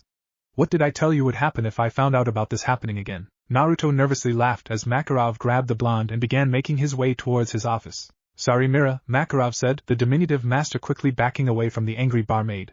I've got important things to discuss with Naruto. We'll continue this conversation never. Mira glared at the master, but her line of sight was cut off as his door slammed shut, the barmaid's cheeks puffing out as she pouted cutely. Mao, that crazy old man. As Mira began putting away the various beverages the clone had purchased, a visibly smirking Lucy sat at the bar, her elbows resting on the counter as she leaned forward. Hey Mira Jane. So, I see you came in with Naruto, that must have been some coincidence. Mira finished putting away the drinks and leaned forward, motioning for Lucy to come closer. The young girl grinned widely as she did so, hoping to hear a juicy secret. Mira looked down the length of the bar, assuring herself that no one was eavesdropping before she began to speak. Well, you see, I was out shopping, and as Mira trailed off, Lucy nodded her head excitedly, waiting on pins and needles for the rest of the story. Mira grinned mischievously, reached over and flicked the young girl in the forehead, eliciting a startled yelp from the receiver of the weak blow. That's for being nosy, Lucy-chan. Oh. Mira Jane, that wasn't funny. Mira leaned back, her giggles attracting the attention of several people passing by as she picked up a cloth to wipe down the countertop. Lucy let out a huff as she watched the model working, when she suddenly sat up straight. Oh yeah, when we were on our way towards MT Hako, Natsu said something that doesn't make a lot of sense. He said Naruto is the co-ace of the guild, but he's only as strong as a class mage? How does that work? Mira stood tall and nodded sagely, her arms crossing under her breasts as she focused on the question. Well, Natsu is a little slow, he doesn't quite understand Naruto's real potential. Everyone who talks to our resident dragon slayer says the same thing that you just did. Now let me ask you something before I answer your question. I know you're a celestial spirit mage, but do you specialize in any other type of magic? Nope, it's just me and my spirits. Why? Mira nodded again as she looked towards Makarov's office. It's the same for a lot of mages, many of us specialize in one area and that's it. I'm a master of transformation magic, as well as several other types. Master is able to use at least 7 different types of magic that we know of. Naruto is able to successfully use at least 6 types, each of them as powerful as an A-ranked mage. So in a fight where both mages only use a single type of magic, he really is at that level of power. But when you combine all of them, not to mention his physical capabilities, then he is much more powerful. Lucy swallowed loudly as she looked towards the closed door Naruto had entered earlier. What do you mean by physical capabilities? Insanely enhanced speed, strength, agility, proficiency with weaponry, and his ability to create solid clones to assist him in combat. Don't even get me started on his sealing methods. We're still trying to figure out how he can do what he does with those things. And if that wasn't enough, the man has a mind like steel trap. He always has an out or a way to win a fight, no matter how bad his position is. Honestly, if he wanted to, he could probably take over as guild master. He'd be perfect for it. Mira giggled internal at the dumbfounded expression Lucy had. Remember how everyone else had reacted when Naruto had told them what he could do all those years ago. Is he some kind of prodigy? That's insane. Just as Lucy was about to continue, the office door opened and Naruto quickly exited the room, a determined look on his face as he walked towards one of the far tables in the guild hall. Mira sighed as she placed a delicate hand on her cheek. Uh-oh, looks like Naruto's received a new mission. I recognize that look, this can't be good. Naruto exited the office, his eyes raking back and forth across the people before him until he found his quarry. As Naruto strode across the guild hall, he stopped at a table and nodded at the occupants. Biska, Alzak, I need both of you to help with a job. The pair of gunslingers nodded curtly, stood and exited the guild. Naruto spun around and came face to face with Elfman, the large man looking down at the shorter Naruto with a neutral expression. Naruto-san, if you need assistance, I volunteer my help as a man. Naruto's eyes narrowed as he opened his mouth wide, but out of the corner of his eye he saw Mira's hands clasped together, causing the shinobi to sigh angrily. No thanks, Elfman, we'll be fine. Brushing by the large man, Naruto walked towards the bar and flashed Mira an apologetic smile as he sat down for a moment. I'm sorry that we haven't had time to catch up. This is an emergency job and it should be done in a week or so. After that I'm not taking anything else for a while. Mira lowered her hands and stared at Naruto, the shinobi sighing as he placed his hands on the bar, meeting Mira's hopeful gaze with a stubborn look. I know what you want to say and I'm sorry. The answer is still no. Turning away abruptly, Naruto stormed out of the guild, a confused Lucy looking towards Mira Jane for an explanation about what had just happened. Mira sighed as she closed her eyes, trying to find the best way to explain the situation. Naruto and Elfman, they don't get along very well. I've tried to get Naruto to work past it, but Mira sat down heavily on a stool behind the bar, tears appearing in the corners of her eyes as she watched a visibly saddened Elfman exit the guild, his posture and stride showing his dejection with each step. Magnolia train station. Naruto's hands were thrust into his sage jacket, the shinobi waiting patiently for the rest of his team to arrive. When Biska and Alzak finally made it, the pair stood before the senior mage, waiting to hear what the mission was. We've got a big problem. It's an emergency mission that was specifically sent to me. For years, the council has been hearing about a group of dark mages that finds ancient artifacts and sells them to the highest bidder, regardless of how destructive or dark they are. The meeting sites change constantly so they are never caught, but the council finally got someone on the inside and now we know where the next meet will be. We're going in to seize all the artifacts and hold the criminals until the council arrives. Are you two ready for this? Alzak looked over at his partner, a determined expression meeting his gaze. Turning back towards Naruto, Alzak nodded firmly. Lead the way, Naruto, we're with you. Chapter 3, Fairy Tale Guild Hall. I remember what you told me yesterday, Mira. Lucy said, the young woman picking at the food she had ordered.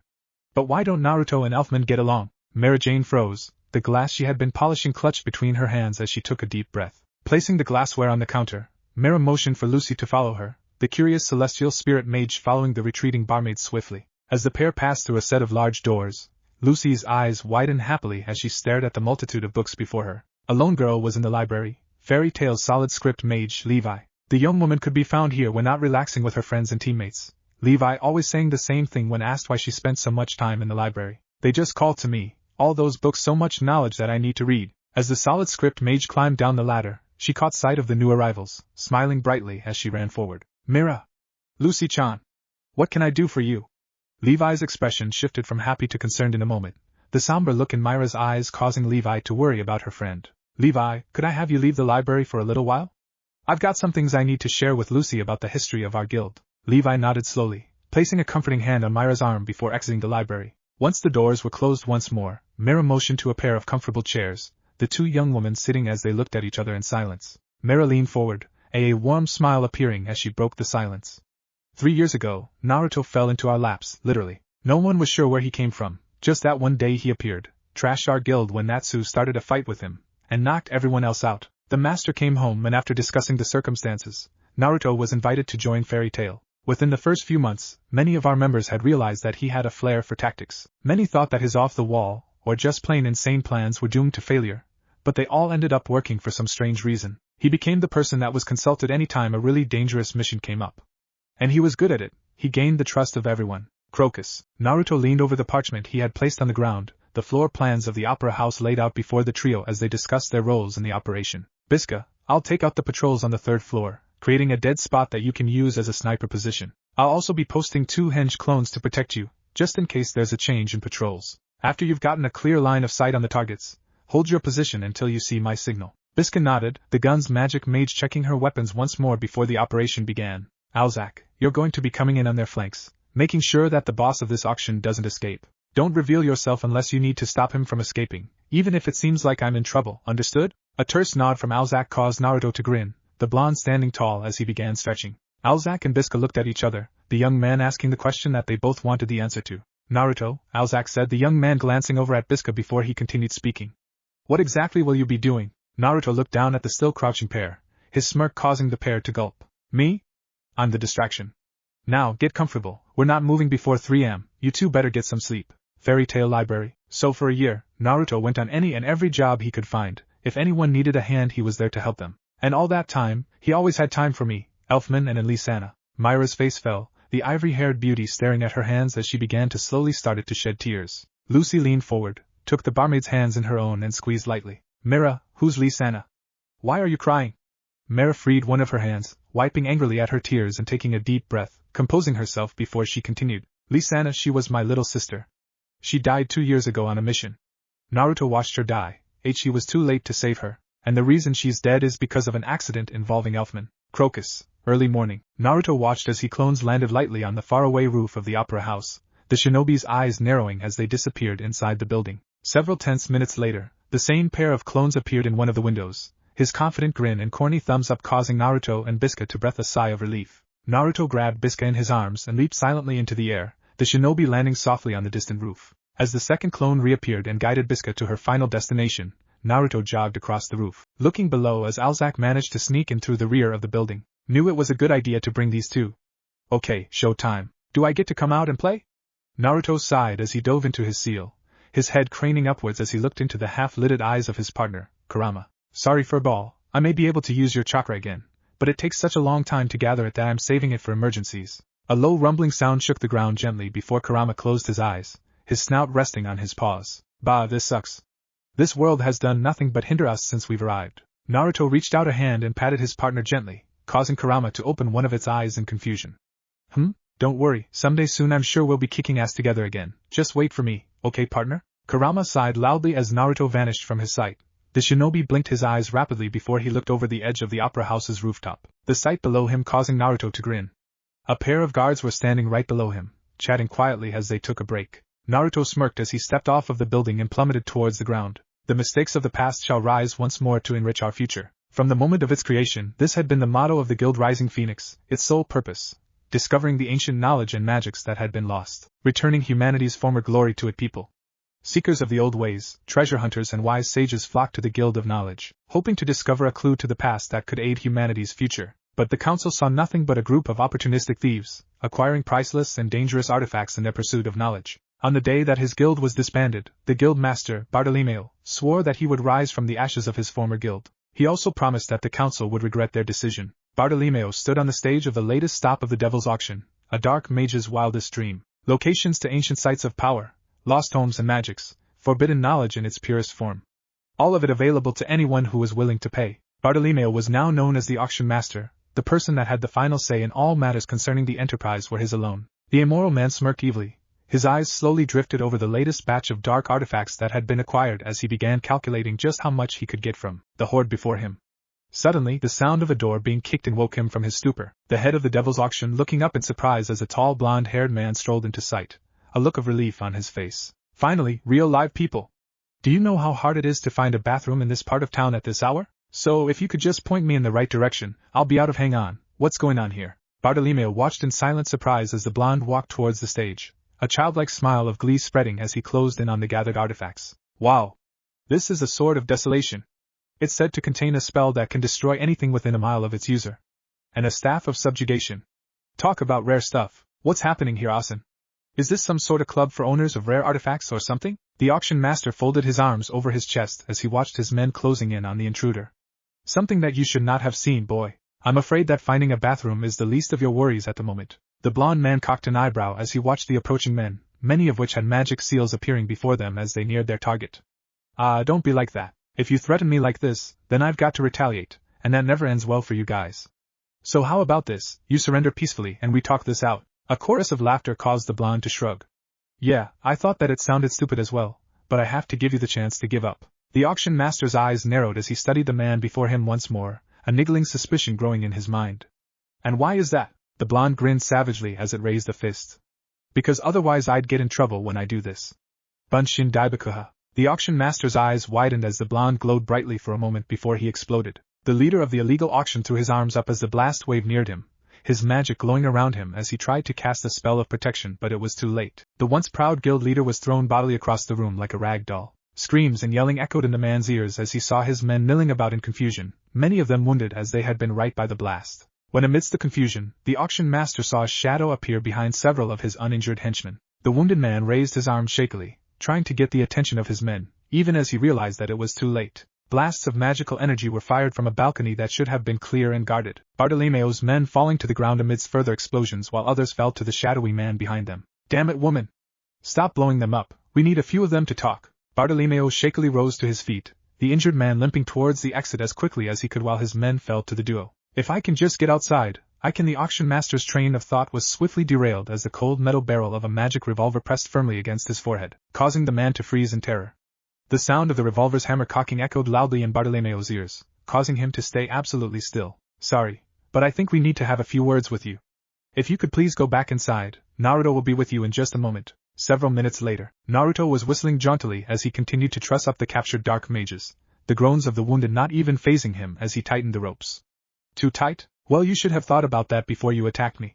The blonde shinobi stood swiftly, turning towards the seated auction master and flashing him a grin. So, rather than torture you for information, how about you show me where you keep your logs, books, whatever you call them. I'll make sure to let the council know you were cooperative. It may make them more lenient on you. Naruto watched as the injured man painfully crossed his arms over his chest, defying the blonde as he neared him. Naruto knelt down, looked the leader of the illegal auction in the eye and stared at him. Several moments passed, when suddenly the man glanced at a crate to the right, a smiling Naruto rising to his feet and striding towards it, still whistling happily. Bisca smirked as she elbowed Alzak in the ribs.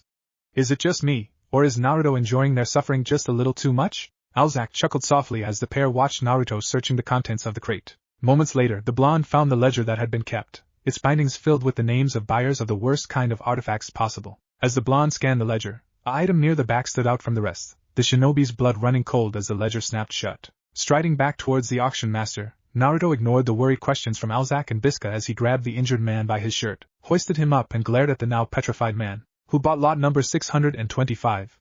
Who?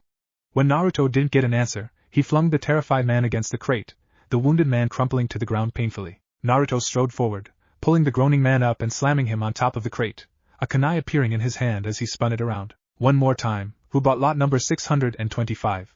The terrified man shook his head, his eyes widening in fear as Naruto raised his kunai over his head and slammed the knife home, its hardened metal blade biting deeply into the wooden slats of the crate right next to his ear. Last chance?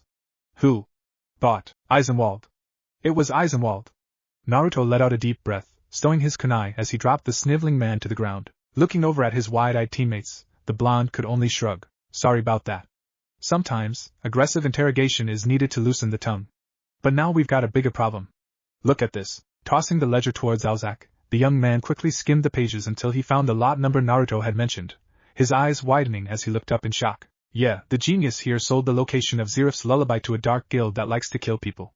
Fan-fucking-tastic. Half an hour later, the Rune Knights had finished the removal of all the artifacts, and the imprisonment of the dark mages was underway. Naruto had spoken with the head captain, Lahar, about the situation and was currently in the captain's temporary office, the shinobi rubbing his chin slowly as he studied the map hung on the wall.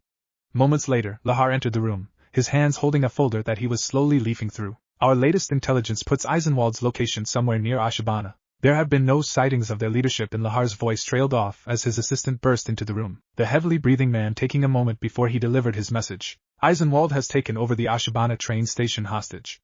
A team from Fairy Tail is on the scene, but no one knows what is occurring inside the building at this time. Naruto spun on his heel, his long strides taking him out of the building until he found Bisca and Alzak. I need you two to get back to the guild. I'm going after Eisenwald. I can travel much faster alone, and it looks like I'll have some backup in case I need it. Before Naruto left, Lahar and his assistant exited the building to see him off. Pausing for a moment, Naruto turned back towards the man that had delivered the message. Did the reports say what team from Fairy Tail was at the train station? Apparently a new one, the assistant said while consulting the original message. consisting of Natsu Dragneel, Grey Fullbuster, and Urza Scarlet. As soon as Naruto learned the name of the final member, he raised his eyes to the heavens. Damn it, what the hell did I ever do to you? Huh!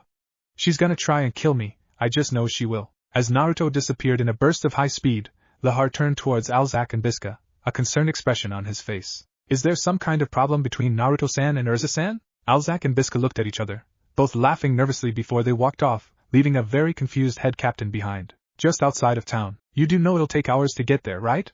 Naruto let out a soft bark of laughter, pulled up his sleeve and exposed his sage bracer. Well, time for a long-distance test then. Let's see how long we can make this last. Senin Moto. A magic seal appeared around Naruto's wrist, and he was suddenly filled with natural energy once more, his pupils changing as the marks of a true sage appearing around his eyes. The empowered shinobi accelerated dramatically. A massive trail of dust was thrown into the air as he continued to accelerate. Next stop, Ashibana. 1 hour later, Naruto skidded to a halt in front of the Ashibana train station, the shinobi cocking his head to the side as he looked at the massive wall of wind covering the structure. Huh, that's not something you see every day. Damn it, I've been robbed. Naruto turned away from the wind-covered building, a slightly sick feeling forming in his gut as he drew closer to the man that was screaming. This girl in armor burst in, said that it was a matter of life and death, and stole a four-wheeler. Naruto groaned, having a pretty good idea where this was going. Hey Asen, Naruto said, the shinobi rubbing his temples as a headache started to form. Did the person that stole the four-wheeler have long red hair? As the man nodded rapidly, Naruto raised his fist to the heavens and growled loudly in frustration before dropping his arm to his sides. Okay, send a bill to Fairy Tail. Damned impetuous, how long ago did this happen? And which way did she head? Just a few minutes ago. And they were following the train tracks, you can't miss him. The owner of the four-wheeler shop paused for a moment, as his eyes narrowed slightly. Wait, you mean to tell me she's a member of Fairy Tail? Hang on a second, red-hair armored mage, could she have been Urza Scarlet? Naruto sighed as he held a hand over his eyes, nodding slowly. Yeah, that's her. I better go catch up, this could get ugly. One violent burst of wind later and Naruto was speeding out of the town, his sage mode still going strong as he raced down the train tracks. A few minutes later, Naruto saw the four-wheeler ahead of him, and he leaped into the air, landing in front of the vehicle and launching himself forward. Moments later Naruto heard a scream of rage from behind him, causing the shinobi to glance over his shoulder. Apparently, the four-wheeler driver had gotten a second wind, evidenced by the fact that the vehicle was slowly catching up. Looking into the eyes of the driver, Naruto grinned cockily at Urza, gave her a mock salute before turning forward and racing down the tracks. Naruto! Kasama! With Natsu and Aragorn, Natsu's powerful flames propelled the young man forward, a flame-coated kick sending Aragorn crashing to the ground. As the Shinigami from Eisenwald slowly stood, he watched as Natsu closed in, his flames burning brightly from the anger the dragon slayer displayed. Thrusting his arm towards the ground, Aragorn launched himself into the sky, his free hand quickly flowing through several hand signs. Don't get ahead of yourself, you pest! Stormbringer! Natsu's eyes widened as the attack closed in on him, but it was already too late to dodge it. Crossing his arms in front of him, Natsu prepared for the tornado that was being dropped on him, when fate decided to intervene. Futon de Tapa. A powerful blast of wind intercepted the tornado, both attacks pushing violently against each other before they cancelled each other out in a burst of wind. Natsu grinned widely as he saw a shadowed figure approaching him slowly through the dust. Yo! Naruto, when did you get here? As the dust cleared, the grinning visage of Naruto was revealed, his eyes focused on the growling man hovering in the air. I heard a rumor that these guys were going to find Lullaby, and look at that, there it is. Looks like I made the right choice in coming here. So, think you can finish him off, Natsu? A loud growl was the Dragon Slayer's response, one that caused Naruto to laugh loudly. With another burst of speed, Naruto positioned himself on the side of the tracks heading into Clover Town. Alright, I'll stay right here, Naruto said, his arms folded over his chest. But if you lose, I'm taking him down. Have fun, kid, with Urza and the others. Gray, why did Urza call Naruto a bastard? Gray noticed that Lucy's gaze was focused on their driver, a driver that was swearing profusely as they raced down the train tracks. The dark mage Kage, an unwitting passenger on the four-wheeler, cowered at the back of the vehicle, completely cowed by the violent aura that was being given off by Urza. That rat bastard. Shitty pissant. When I catch him, I'm gonna chop off his balls. And Lucy's eyes widened as the equipped mage continued on her litany when Urza suddenly growled. Loudly in frustration, the celestial spirit mage feeling the four-wheeler lurching forward as it picked up speed once more. Lucy focused her gaze on Gray once more, the ice mage sighing at the questioning gaze he was being given. Well, about a year ago. It was 10 months ago. If you're going to tell it to someone, get it right. Gray froze at the demonic-sounding voice that came from Urza's throat, the ice mage shivering as he backed away from the driver's seat. Right.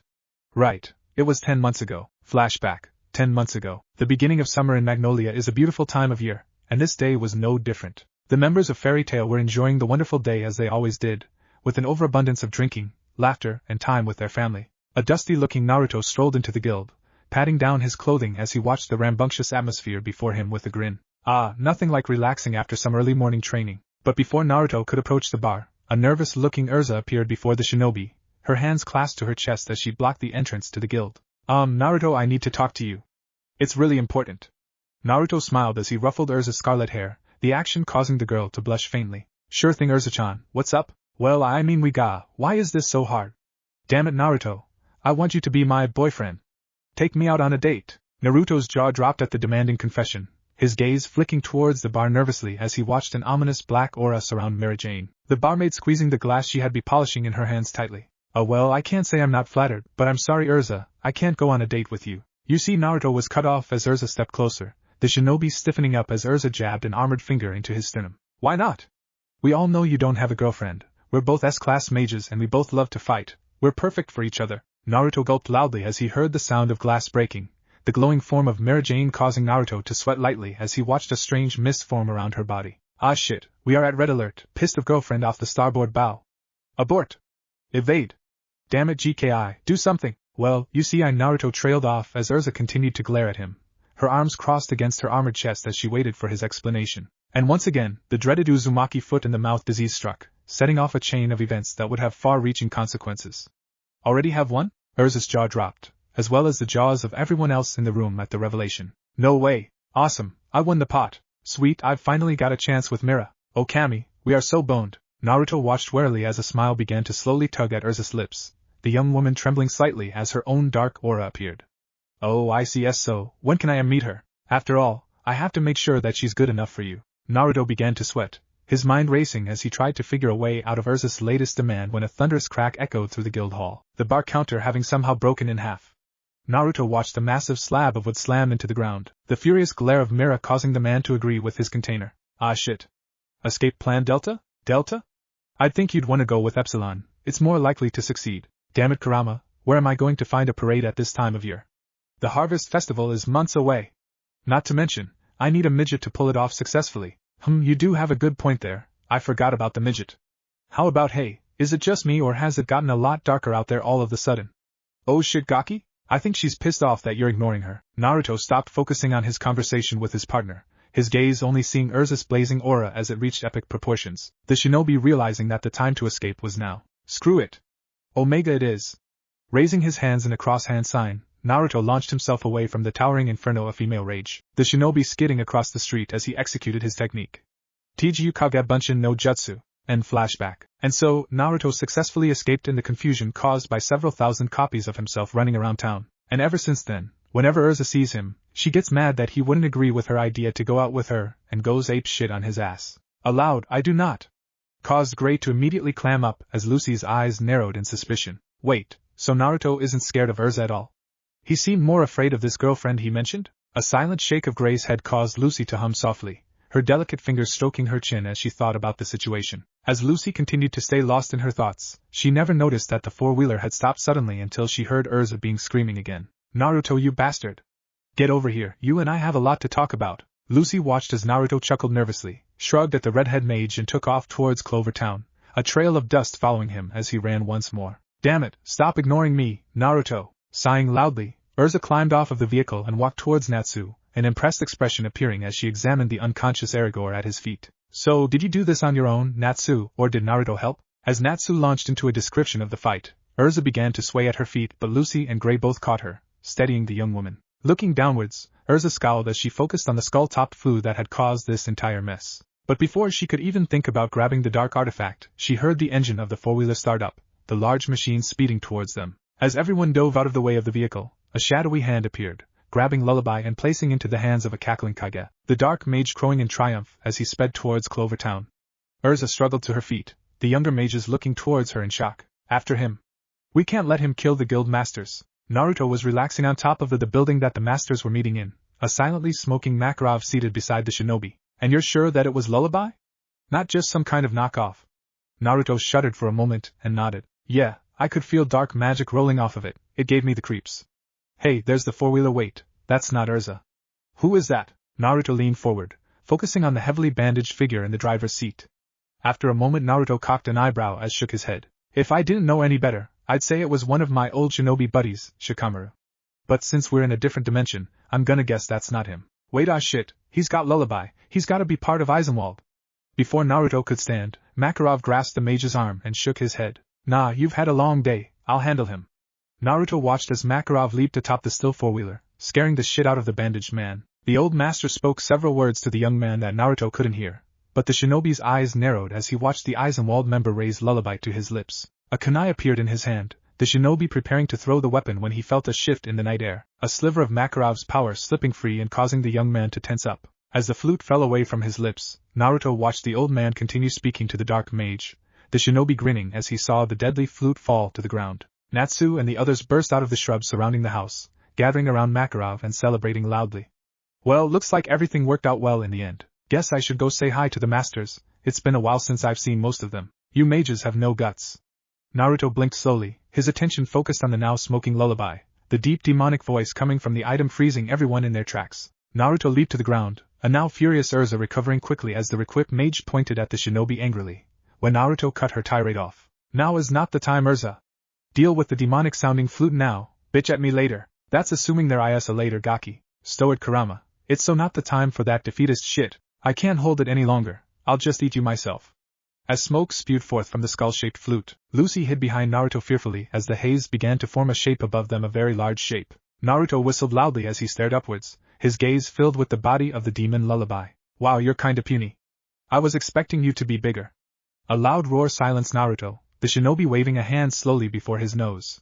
Oh Kami, and do you need a breath mint? I'm starving to death, so I'm going to eat your souls. Naruto, Lucy said, the celestial spirit mage peeking out from behind her human meat shield. Where did that monster come from? Before the shinobi could answer, he saw an other guild master step forward, Quattro Cerberus Goldmine, to provide the answer. The monster is lullaby itself, it's made through living magic. The magic that Zeref used. Long time no see, Naruto, sucks about the circumstances. As Goldmine finished speaking, Bob of Blue Pegasus pipped up. Oh Naruto, good to see you. Who knew that we'd be paying for the darkest of all mages' mistakes hundreds of years after he died? Now, whose soul do I get to eat first? As all the mages looked at each other, Urza pointed at Naruto, the shinobi glaring at the woman and laughed sardonically. Oh yes, eat me, I would love to volunteer. Actually that's probably a bad idea, you'd most likely get indigestion or burn up from the inside out from the powers I use. Either or. Silence. I have decided, I will consume you all right now, Futon Atsugai. Lucy screamed loudly as a large blast of wind flew towards Lullaby, the dense sphere of wind chakra shearing off the demon's arm. The gathered mages watched as the appendage fell to the ground, the mages all looking towards the normally cheerful shinobi with wide-eyed stares. Naruto stared back, shrugging his shoulders as he jerked a thumb towards the apparently shocked demon. What? He was pissing me off. Let's kick his ass. Gray and Natsu both ran forward, their battle cries echoing across the wooded area, while Urza leaped to the sky, her heaven's wheel armor surrounded by magical blades. Naruto grinned cockily as he watched Lullaby back away, its uncertainty evident as he watched the charging mages. Maybe this was a bad idea. Chapter 4. As the train rapidly raced down the tracks, Lucy was staring out the window as the scenery flew by, a small frown appearing as she remembered what had happened once she and her friends had boarded the train. Flashback. 15 minutes earlier. Absolutely not. I forbid it. Lucy shouldn't be alone with you. Who knows what you'll do to her? None of my team is going to be going with you. It'd be best if you go find your own seat somewhere else on the train. Naruto sighed loudly, his arms crossed over his chest as he stared at the fuming Urza, his expression decidedly bored as he yawned loudly. I'm sorry, I must have missed the memo where you control my life. Lucy asked me for some information, I am going to give it to her. Unless you'd rather do it, that is. Absolutely. Anything that Lucy could ever need to know about Fairy Tail can be answered by Natsu, Gray or myself. Naruto's expression turned thoughtful, the blonde stroking his chin a few times before nodding slowly. Alright then, you get to tell her what happened the night I arrived to find Elfman transformed into a mindless beast, and the aftermath that took place. Quickly spinning around, Naruto began to walk towards the end of the car, but a hand gripping the back of his shirt stopped the man in his tracks. Turning his head over his shoulder, Naruto saw Urza's bowed head, her hand gripping his clothing tightly as her shoulders shook. Turning back around, Naruto gently placed his hands on Urza's shoulders, his voice soft as he spoke to the woman before him. Now you understand why I have to tell her, right? Urza's head bobbed up and down slowly, a sigh escaping Naruto's lips as he ruffled the woman's hair softly. Looking up, Naruto saw that Lucy, Gray and Natsu were all staring at the pair in wide-eyed wonder at the scene before them. Motioning with his head towards the car behind him, Lucy quickly passed by a still Urza, looking over her shoulder for a moment at her team before exiting the car. End flashback. Lucy sighed, the reaction that Naruto had caused in Urza after mentioning the event causing the blonde to have second thoughts at learning the story. That is until a nearby voice intruded on her conflicted thoughts. So, I couldn't find a food car, Naruto said, a pile of wrapped package falling gently to the table before the shinobi sat across from the celestial spirit mage. But I did find a cart full of snacks, dig in. Lucy reached her hand forward, a chocolate cake grasped delicately in her hands as a wicked gleam appeared in her eye. Yes, this will do nicely, Naruto snickered loudly as he grabbed his own snack, the shinobi watching intently as the young girl wolfed down the treat, a sigh of contentment causing Naruto to shake his head merrily. Okay, chocolate cake is a good icebreaker with you, got it. So, you had questions about that night, correct? As Lucy nodded slowly, a sigh passed Naruto's lips as he leaned back in his chair, his eyes losing their focus as he remembered what had occurred. Well, to start off, 2 years ago I was being used by the council for most of their top secret missions, real shadowy stuff. Any time I had in between a mission was spent with the members of Fairy Tail, helping out on their missions or lazing around the guild. It was fun, it seemed like we were on top of the world and nothing could touch us. Naruto's eyes hardening as he focused on Lucy, a shiver traveling down the young girl's spine at the intense look thrown her way. We were wrong. Flashback. 2 years ago, Naruto leaned against the bar, a content smile tugging at his lips as he gazed around the guild hall, his fellow guild members laughing loudly as they did what they did best, living their lives to the fullest. Looking over to his right, Naruto laughed silently as he watched Makarov chug his beer, the old man letting out a content sigh before flashing the shinobi a ear-to-ear grin. Heh, it's almost enough to make me forget about wanting to go back to Konoha. Naruto and I. Naruto turned towards the exuberant voice of Lisana, the young takeover mage having thrown herself towards the content shinobi while giggling loudly. Naruto wrapped his arms around the lithe girl before him, squeezing her tightly against him before standing tall. Lisana. What's my favorite little troublemaker getting up to now? Lisana giggled cutely while Mira Jane approached the pair, her sultry smile causing Naruto smirk confidently at the girl before him. Mira Jane, a pleasure to see you again, did you miss me?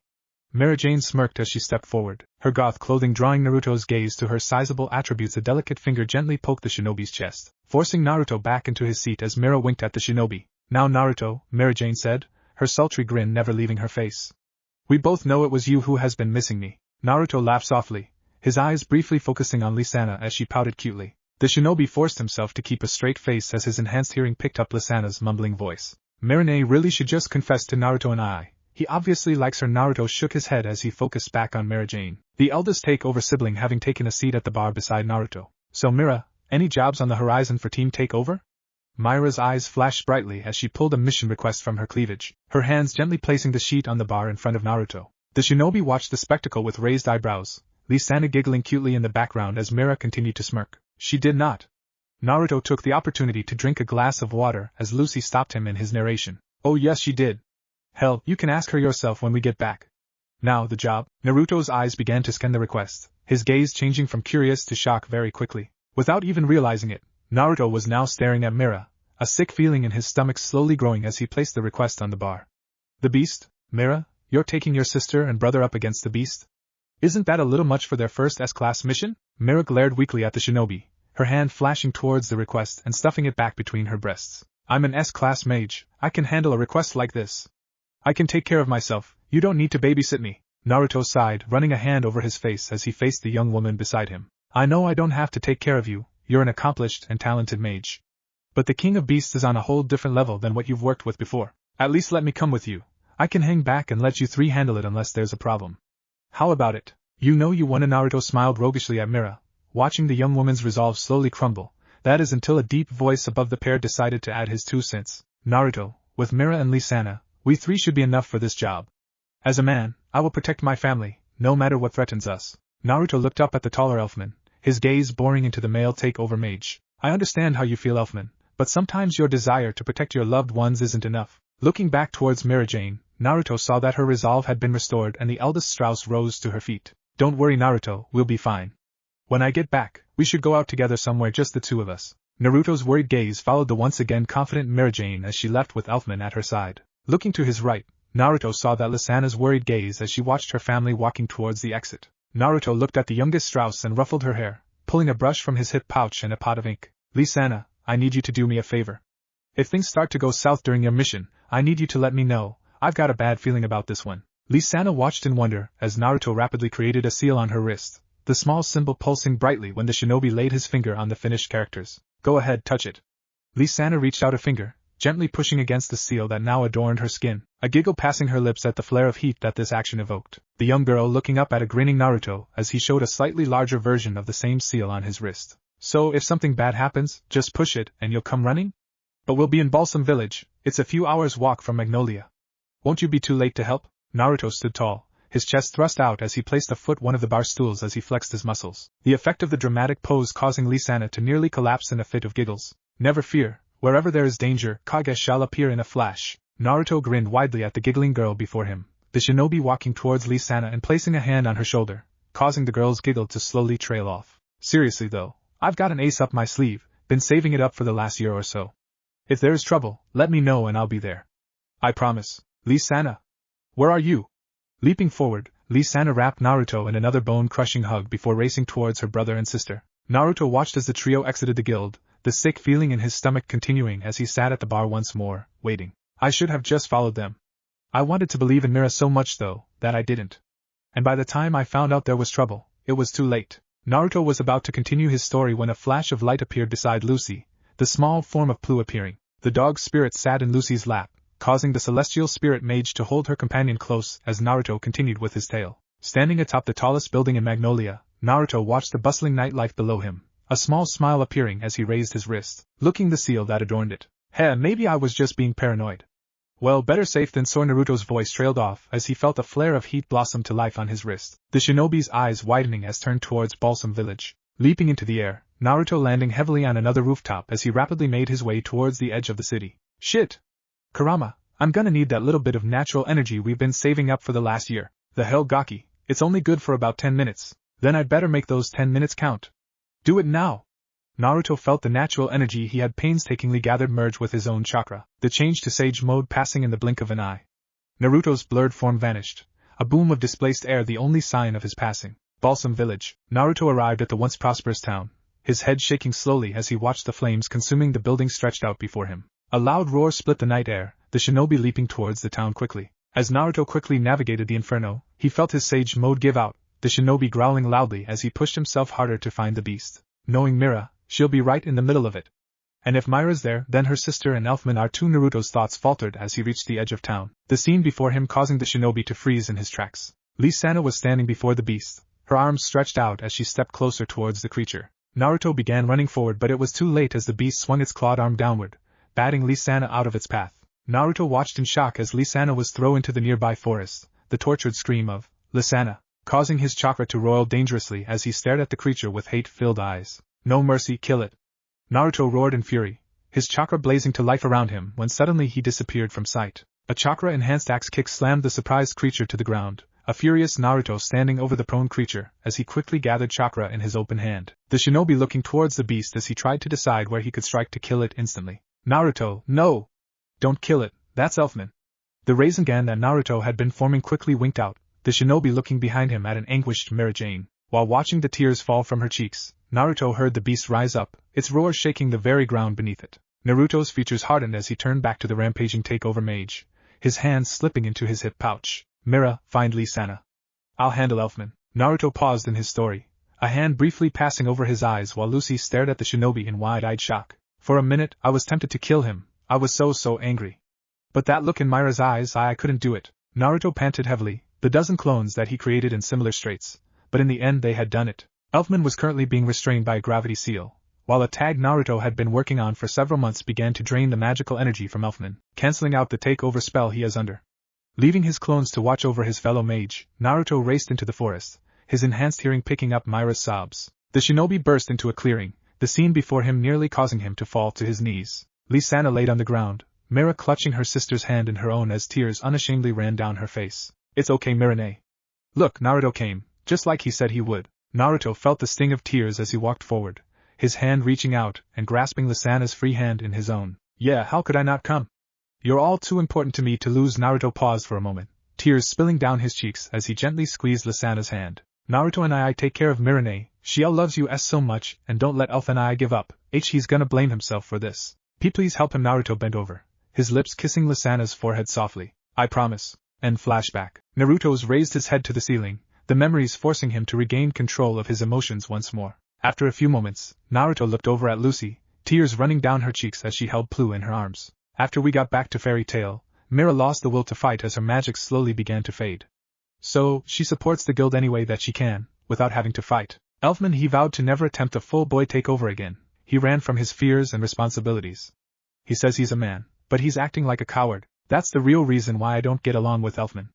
Naruto stood up, his hand patting Plu gently on his head as he passed Lucy a handkerchief. I'll see you back at the guild hall, I need to clear my head. Lucy watched as Naruto opened the window beside her, and after an impressive feat of contortionism he pulled himself atop the train before leaping to the ground, the powerful shinobi racing beside the train for a few moments before speeding past it. Fairy Tail Guild Hall. Mira smiled brightly as she passed the tables around her, the men of Fairy Tail praising the beauty, as they drank their fill. A loud slam of the door attracted everyone's attention, but it was the dead look in Naruto's eyes that caused all conversation in the guild to die out, and Mira to run towards him in concern. As Mira neared the shinobi, Naruto reached forward, pulling Mira into his arms as he cried, the former takeover mage holding the man in her arms as their fellow mages turned away, giving the pair as much privacy as they could as they studied their drinks before them. Several minutes passed and Naruto looked into Mira's eyes, the dead look that he had previously now gone. I guess it's time to let these things go, any? Mira sniffled a bit as she nodded, her arms pulling Naruto towards the bar. But before the pair could reach it, Naruto stopped Mira and faced a stoic-looking Elfman. Elfman, get your gear and meet me here in 20 minutes. Elfman nodded brusquely, rising from his chair and exiting the guild without saying a word. Naruto finally let Mira drag him towards the bar, the emotionally drained shinobi accepting the drink placed before him. As Naruto sipped his drink, Mira leaned forward, her insistent stare causing the man to smile briefly.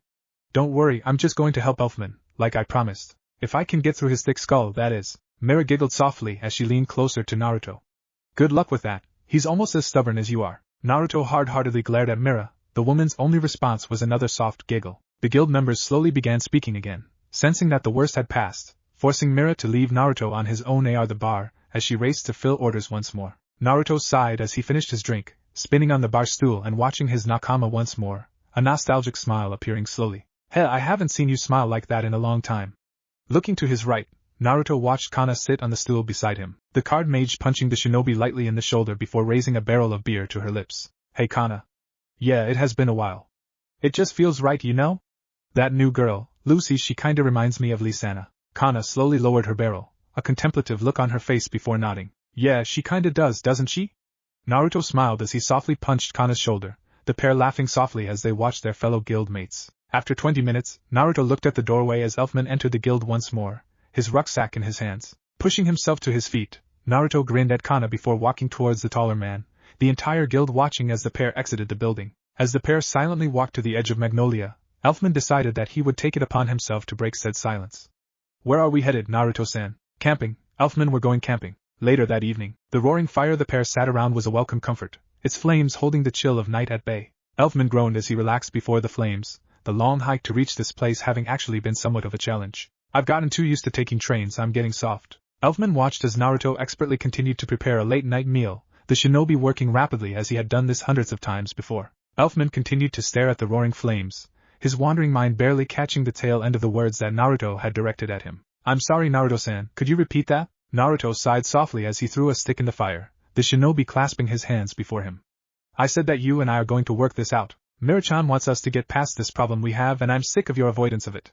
Do you have any idea why I am so angry with you? Elfman watched as Naruto stared directly at him, his neutral expression locking onto Elfman's haunted gaze as he nodded slowly. I killed Lisana, Elfman said, a tear rolling down his cheek as he relived the painful memories.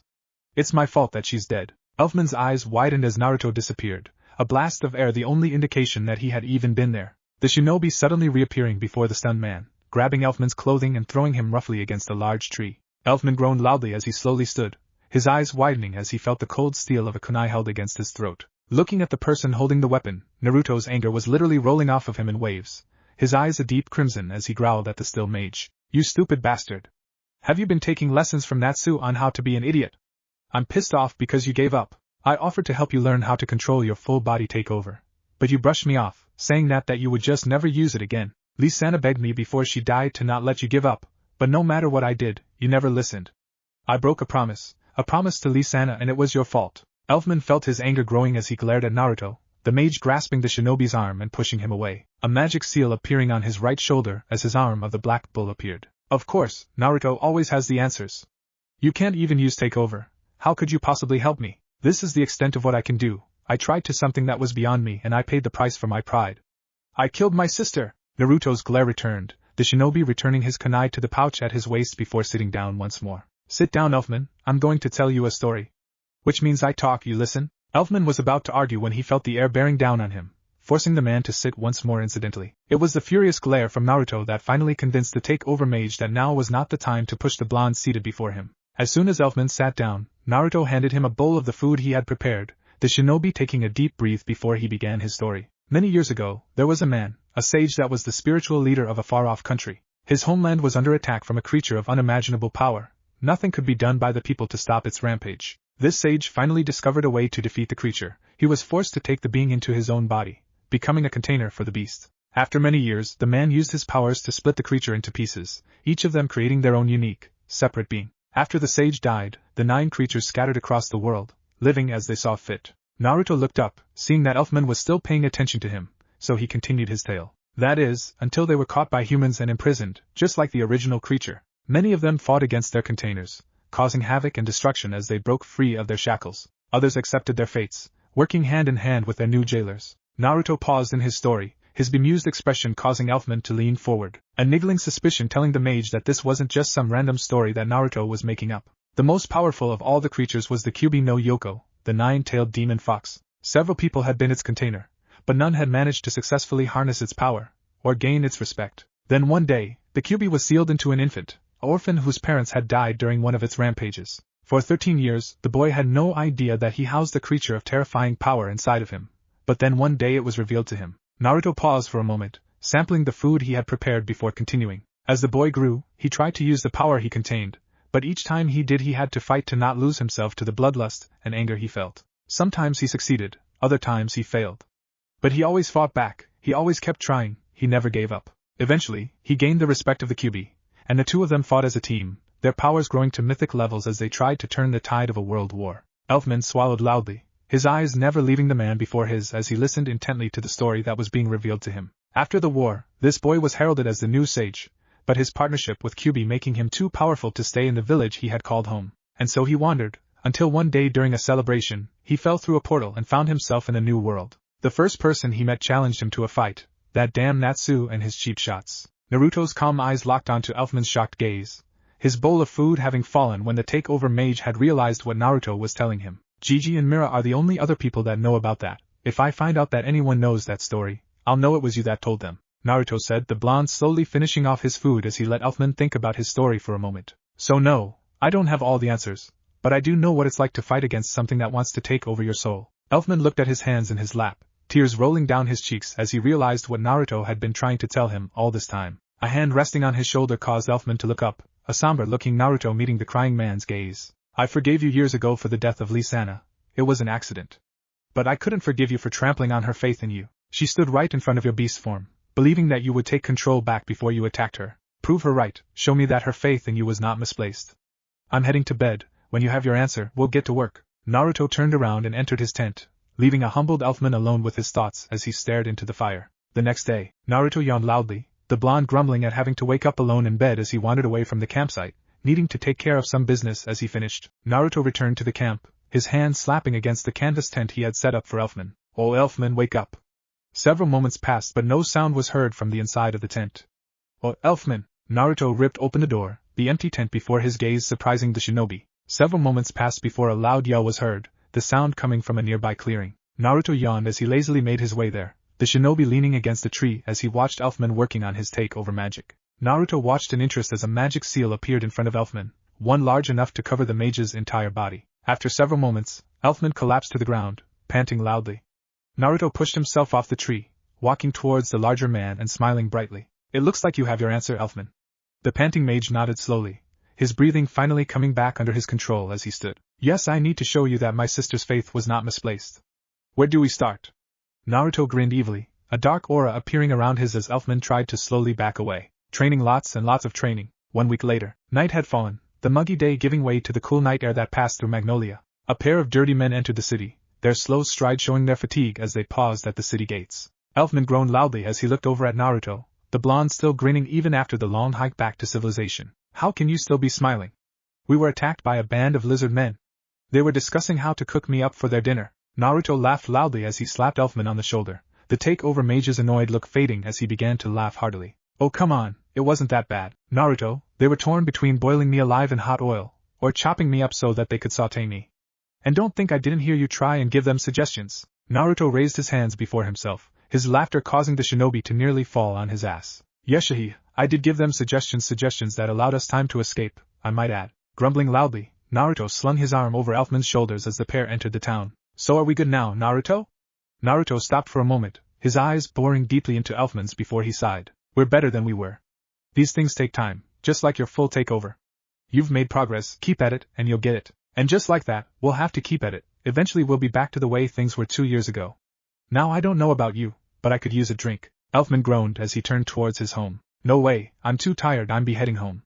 As Elfman slowly made his way towards home, Naruto yawned loudly before walking towards the guild hall, the shinobi having a suspicion that even though it was late, someone was still there. As Naruto approached the entrance, a soft smile appeared as he saw the glowing lines of a security seal he had created, his hands brushing against the glowing bar of light. The seal recognized his chakra and immediately deactivated, allowing the shinobi to pass. As Naruto looked around the darkened room, a single lamp at the bar caught his attention and he grinned at the sight of Mira, sleeping with her head cradled in her arms at the bar. Chuckling softly, Naruto stepped into the empty guild hall, making his way towards the sleeping woman. Once he reached her, Naruto noticed the seal that was placed on Mira's inner wrist, the same seal he had put on Lisana the last time he had seen her. Leaning forward, Naruto pecked her cheek, an action that woke the ivory-haired woman immediately. Seeing a grinning Naruto before her, Mira moaned softly as she stretched her arms over her head before she jumped into Naruto's arms. Hey, welcome home. Naruto grinned as he leaned in for a kiss, Mira's arms wrapping around the blonde's neck as she pulled him flush against her. After a proper greeting, Mira pulled back, her arms still holding Naruto close as she smiled sleepily at the shinobi. So, how did it go? Better. Things are better. He's still not quite ready for a full boy takeover, but he's made a lot of progress. And we're getting along now. Wait, what's that sound? Naruto glanced outside, a sound similar to cloth rasping over metal catching his attention. Mira looked up at her boyfriend in concern, watching in surprise as Naruto's eyes widened. Move!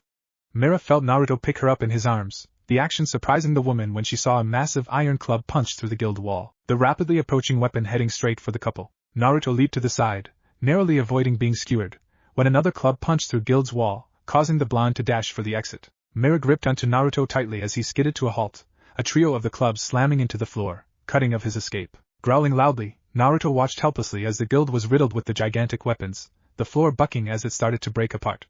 Hang on! Leaping into the air, Naruto landed on top of one of the clubs and ran up its length, his chakra-coated feet clinging tenaciously to the iron shaft. As the pair neared the roof, Naruto adjusted his grip and thrust a now freed hand forward. Futon de Tapa, outside of the guild hall. I wonder if I went a little overboard with my greeting, gehehe. As a shadowy being rose to his feet, a violent blast of air ripped through the roof of the guild hall, throwing large amounts of debris into the air. A blurred figure quickly bounded out of the hole, stopping once it reached the top of the guild. Well, what do we have here? Panting loudly, Naruto checked to make sure Mira was okay, the barmaid shaking her head as she held Naruto's face between her hands. I'm okay, we're both okay. Naruto's leaned forward and kissed Mira swiftly, the shinobi pulling back as he scanned the buildings surrounding the guild. Naruto's gaze hardened as he looked across the street, a shadowy being swiftly leaping across the rooftops having caught his eye. Leaping towards the ground, Naruto let Mira down as he watched the figure swiftly get away. What are you waiting for? Go after him. Naruto looked down at Mira in surprise, a smirk appearing on her lips as Mira pushed her boyfriend after the man on the roof. Go on, show that guy not to mess with Fairy Tail. Naruto grinned as he leaped towards the rooftops, sprinting as he tried to catch up to the man that had done this. Several minutes into the chase, the man that Naruto was chasing spun around, a magic seal forming before him as he stood his ground. Tetsuya no Hoko.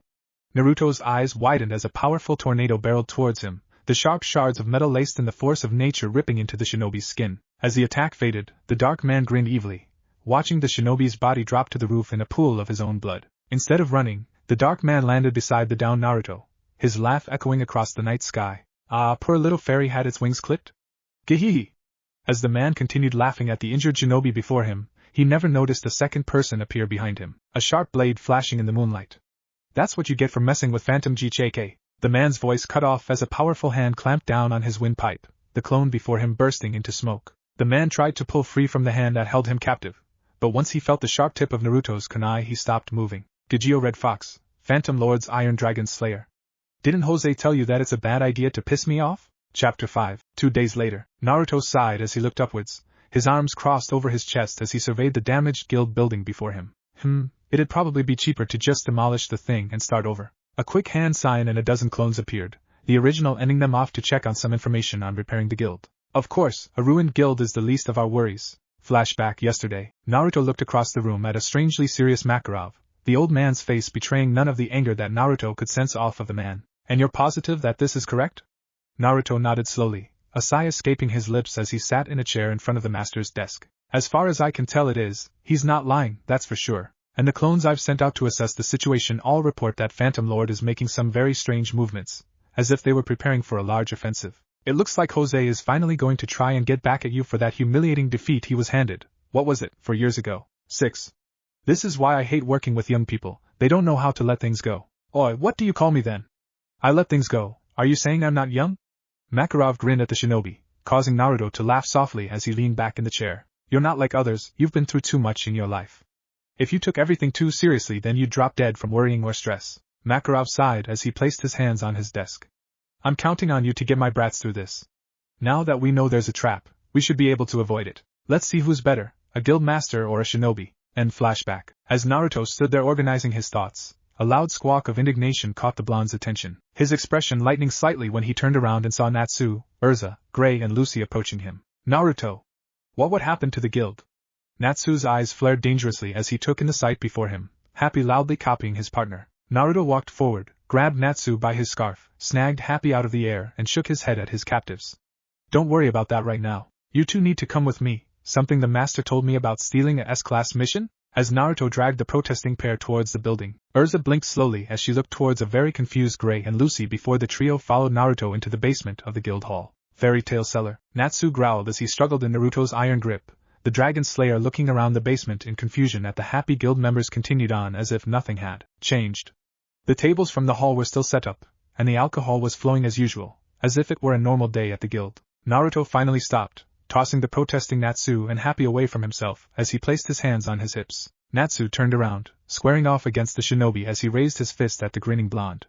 What the hell? What did you do that for? Naruto sighed as he pointed behind the Dragon Slayer, a deep voice causing Natsu and Happy to both freeze fearfully. Because I asked him to bring both you here when he saw you next, Natsu. The protesting Dragon Slayer gulped loudly, his expression falling rapidly as Naruto grinned at him evilly. Naruto, Natsu said, a fearful expression replacing his anger. I thought we were friends. Naruto laughed loudly and placed his hand on Natsu's shoulder, turning the now fearful mage towards the seated form of Makarov. We are friends, Natsu, but he's the guild master. What he says goes. And he told me, if I saw you, I needed to make sure you got here immediately. After all, you broke the rules, now you need to be punished. Natsu struggled against Naruto's iron grip, the shinobi marching closer to Natsu's doom. Makarov's stoic face focused on the thrashing boy, his arm raised high into the air. I've been lenient on you, Natsu, Makarov said, his glare causing the Dragon Slayer to gibber madly. I thought you had enough sense to stay away from an S-class job until I deemed you were ready. But not only did you go on a job without my approval, you dragged others into it. You have earned the rightful punishment for your actions. GG. No, don't punish me, I'll never do it again. Please. Makarov's stoic face quickly changed to anger, his arm falling down as he delivered a powerful chop to the young man's head. Bad. Bad, Natsu, don't do that again. I see our other troubled youths have been found and returned home as well. Take your punishments, you've earned them. Bad. Bad. Bad. Gray and Happy groaned loudly, the pair of them rubbing their now sore heads. Lucy on the other hand, KYA. Dirty old man. Lucy ran behind Mira Jane, rubbing her ass tenderly while Mira gave Makarov the look. Master, stop that. Makarov sighed as he pulled his hand back, grabbing his mug of beer and chugging it happily. Master, Urza said, her angry gaze passing over her fellow mages that were continuing one as if nothing had happened. Do you not understand what's going on here? We need to find out who did this to our guild and teach them a lesson. A round of mirthful laughter met Urza's outburst, the Requip mage's dark aura appearing around her as she turned towards her fellow guild members. But her aura winked out as a heavy hand landed on her shoulder, the Requip mage looking up at Naruto's smirking face. Oh, trust me, we already know who did this and I'm working on a response. Tell me, Urza, what do you know about Phantom Lord? For several moments Urza fought against her natural reaction to yell at Naruto, thinking about the question he had just posed towards her before answer. They are our rivals, they have similar strength to ours, most of which is caused by the larger number of mages in their guilds. Are you saying that Phantom did this to our guild? Yep, it was Phantom. Mira and I were here when it happened. I caught the person that caused the damage before he could escape. Right now, he's holed away in one of the buildings in town, under lock and key. Wait, are you saying you kidnapped Gajio Red Fox? What the hell is wrong with you, Naruto? That's a crime. Urza jabbed a finger into the grinning shinobi's chest, her furious yells setting off a chain reaction of laughter around the guild. A crime? No way, that's not a crime. Naruto's head turned to the side as Mira whispered something in his ear, a look of surprise appearing on the shinobi's features. Seriously? You're joking? Kidnapping is a crime here? We used to do it all the time back home. Urza growled loudly as she stomped towards the bar, sitting down heavily on a stool as she glared at Naruto. Anyways, kidnapping aside, I'm not about to let some guild with a superiority complex try and destroy my family. So we're gonna teach them a lesson that they won't forget. After all, who else here has fought in a war? The guild members' laughter trailed off, their gazes focused on the confident shinobi before them. War isn't noble. War is making sure you hit them harder than they hit you. Stick with me and Phantom will never try this shit again. Naruto grinned widely as his nakama rose to their feet, a thunderous cheer causing the shinobi to grin. Now, here's the situation. Phantom Lord, main headquarters. The streets of Oaktown were awash with its citizens, its streets filled with vendors, playing children and busy adults. The town continued to be prosperous due to their local attraction, Phantom Lord. The guild building was a large fortress-like structure, its imposing shadow covering the town that it occupied. There were dark whispers about some of the guild practices, but the average citizens paid them no mind, brushing off the words as mere rumors and nothing more. What the people of Oaktown didn't know was, the building they believed was Phantom Lord's headquarters was in reality just public outpost. The true headquarters was hidden away in the hills surrounding Oaktown, amid the rubble of an ancient structure. Its halls were filled with the sounds of its top mages, each of them preparing for the oncoming conflict they had been warned about. In the center of the structure, a darkened room was host to the master of the guild, Jose Porla, who was currently seated atop a darkened throne. At his feet, 4 mages were bowed as they awaited his instructions. There has been no word from Gajio-kun? No, master, a feminine voice replied. There has not been any work from Gajio. We believe that he has been captured. A series of murmuring began before one of the bowed beings decided to voice his opinion loudly. Non. This will not do. The plan will be. The plan, Jose said, cutting off all those that bowed before him with a glare. We'll proceed as I direct it. Gajio-kun was heading towards Fairy Tail, home to that bastard Makarov and his insufferable brats. And him as well. Capture was always a possibility, but I know Gajio. He will not break or talk, he's tougher than that. Silence was the only response to Jose's words, the 4 people before him knowing their master's disgust for the people he had mentioned. The plan will commence tomorrow as we have already discussed. I will send for you all once we have finished our preparations. Now, leave me. The next day, Naruto groaned softly, the early morning sun prompting the shinobi to rise. But his time in Fiori had taught him a very valuable lesson. Sleeping in had its perks, especially when sleeping in with Mira Jane. Naruto's arms pulled Mira closer to him, the blonde enjoying the feeling of the young woman that he held in his arms. Actually, I think it's time for something relaxing for both of us. Mira was up most of the night worrying about how today would go. She could use something distracting. But just as Naruto nuzzled closer to Mira's neck, he felt his girlfriend's hand squeezing his wrist, Mira's sleepy voice causing Naruto to pause in his ministrations. "MH, if you're awake enough for that, then we have to get up," Mira said, her firm words causing Naruto to groan softly as he buried his face in her neck. "Don't you remember what's happening today? We need to go, and oh you sneaky little stop that ah." Mira let out a cute moan as Naruto ignored her words, softly kissed her neck several times until his lips began making a trail towards her shoulders. Mira groaned softly, enjoying the feather-light touch of her lover's lips on her skin when suddenly his hands slid up her stomach and finally cupped her breasts firmly in Naruto's strong hands that kneading the pliable flesh until Mira moaned softly. The young woman's arguments evaporated as she felt her emotions whirling out of control, the sensations Naruto elicited in her causing her to gyrate slowly. "No, we'll be late." Naruto nipped at Mira's ear, causing the young woman to groan loudly as he used all of the tricks he had learned over the past 2 years against her. "We can be a little late. After all, everyone already left last night, and will be in position by now. Let me help you relax, Mira-chan." Mira groaned loudly, the heat growing inside of he under Naruto's skilled hands. Soon her arguments were forgotten as Mira's lust took over, the young woman spinning around and crushing her lips against Naruto's as Mira pinned the shinobi to the bed. Pulling back, Mira looked down at the pinned shinobi with lust-filled eyes, a devilish smirk appearing as she rubbed against her lover once more. "Alright then, you asked for it." An hour later, a flushed Mira Jane appeared at the door of the guild, stopping as she looked into the disapproving eyes that Urza was sending her way. Mira giggled softly, the young woman brushing at her hair as she caught her breath. "Where have you been, Mira? We should have started the operation a few minutes ago, and Naruto is missing." "If he doesn't arrive then." Urza trailed off when suddenly a grinning Naruto joined them, sweat beading on his brow as he took a deep breath. Urza looked up at the pair, her eyes narrowing at their current state. "Where have you two been? It looks like the two of you have been doing something strenuous, Naruto. What did you do to Mira Jane?" "Huh?" Naruto held his hands up, while Mira intercepted the volatile equipped mage and pulled her away from the shinobi. Naruto grinned as he entered the room, a large map dominating the wall of the fairy tale's basement. Naruto made sure to listen to the story that Miro was feeding Urza, just in case the young woman tried to catch the two in a lie. After all, I really don't think she's gonna want to hear the answer of, Naruto and I were in the middle of a hot and steamy session of sex, and we didn't want to get out of bed. As funny as her reaction would be, I seriously doubt that right now is the right time to tell her. Very true. But to be honest, I think she's starting to get suspicious. Gaki. Took her long enough. I've been leaving clues that a genin could decipher for months now. You mean a normal genin, or you as a genin? Fuck you, Kurama. Naruto sighed as he listened to the boisterous laughter from his partner fade away, his focus shifting directly towards the map before him. Well now, let's see how a phantom stacks up to a shinobi. Flashback yesterday afternoon. Alright everyone, listen up. This entire attack on us is due to two reasons. First, Phantom hates our guts. They're using a piss-poor excuse for all-out war with us, regardless of how the council feels about guilds fighting one another. That reason is our newest fairy, Lucy. A cacophony of voices exploded, a shocked Lucy shaking her head as Naruto continued. That's right, Lucy Heartfilia, daughter and heir to the Heartfilia conglomerate. Silence met Naruto's revelation, the eyes of the entire guild focusing on the now trembling girl that was clinging to Urza. Now most guilds would probably quietly hand Lucy over, saddened at her loss, but not wanting to go to war with another guild. After all, as I said before, the council does frown upon such actions. Several mages turned towards Naruto, their fiery gazes causing the blonde to grin as he slammed his fist into the table before him, shattering the furniture as he stood tall. But we are not most guilds.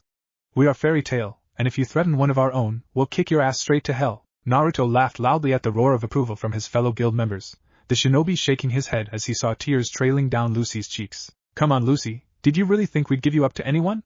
You belong with us now, we are your family. Raucous laughter met Naruto's declaration, the shinobi grinning as he motioned for Levi and Team Shadow Gear to come forward. The young blue-haired girl waited with a large scroll in her hands, her teammates grabbing several tables and placing them end to end. Once done, Levi unfurled the scroll, revealing a detailed map of Fiori. Now Makarov and I have decided that for now, I'm in charge.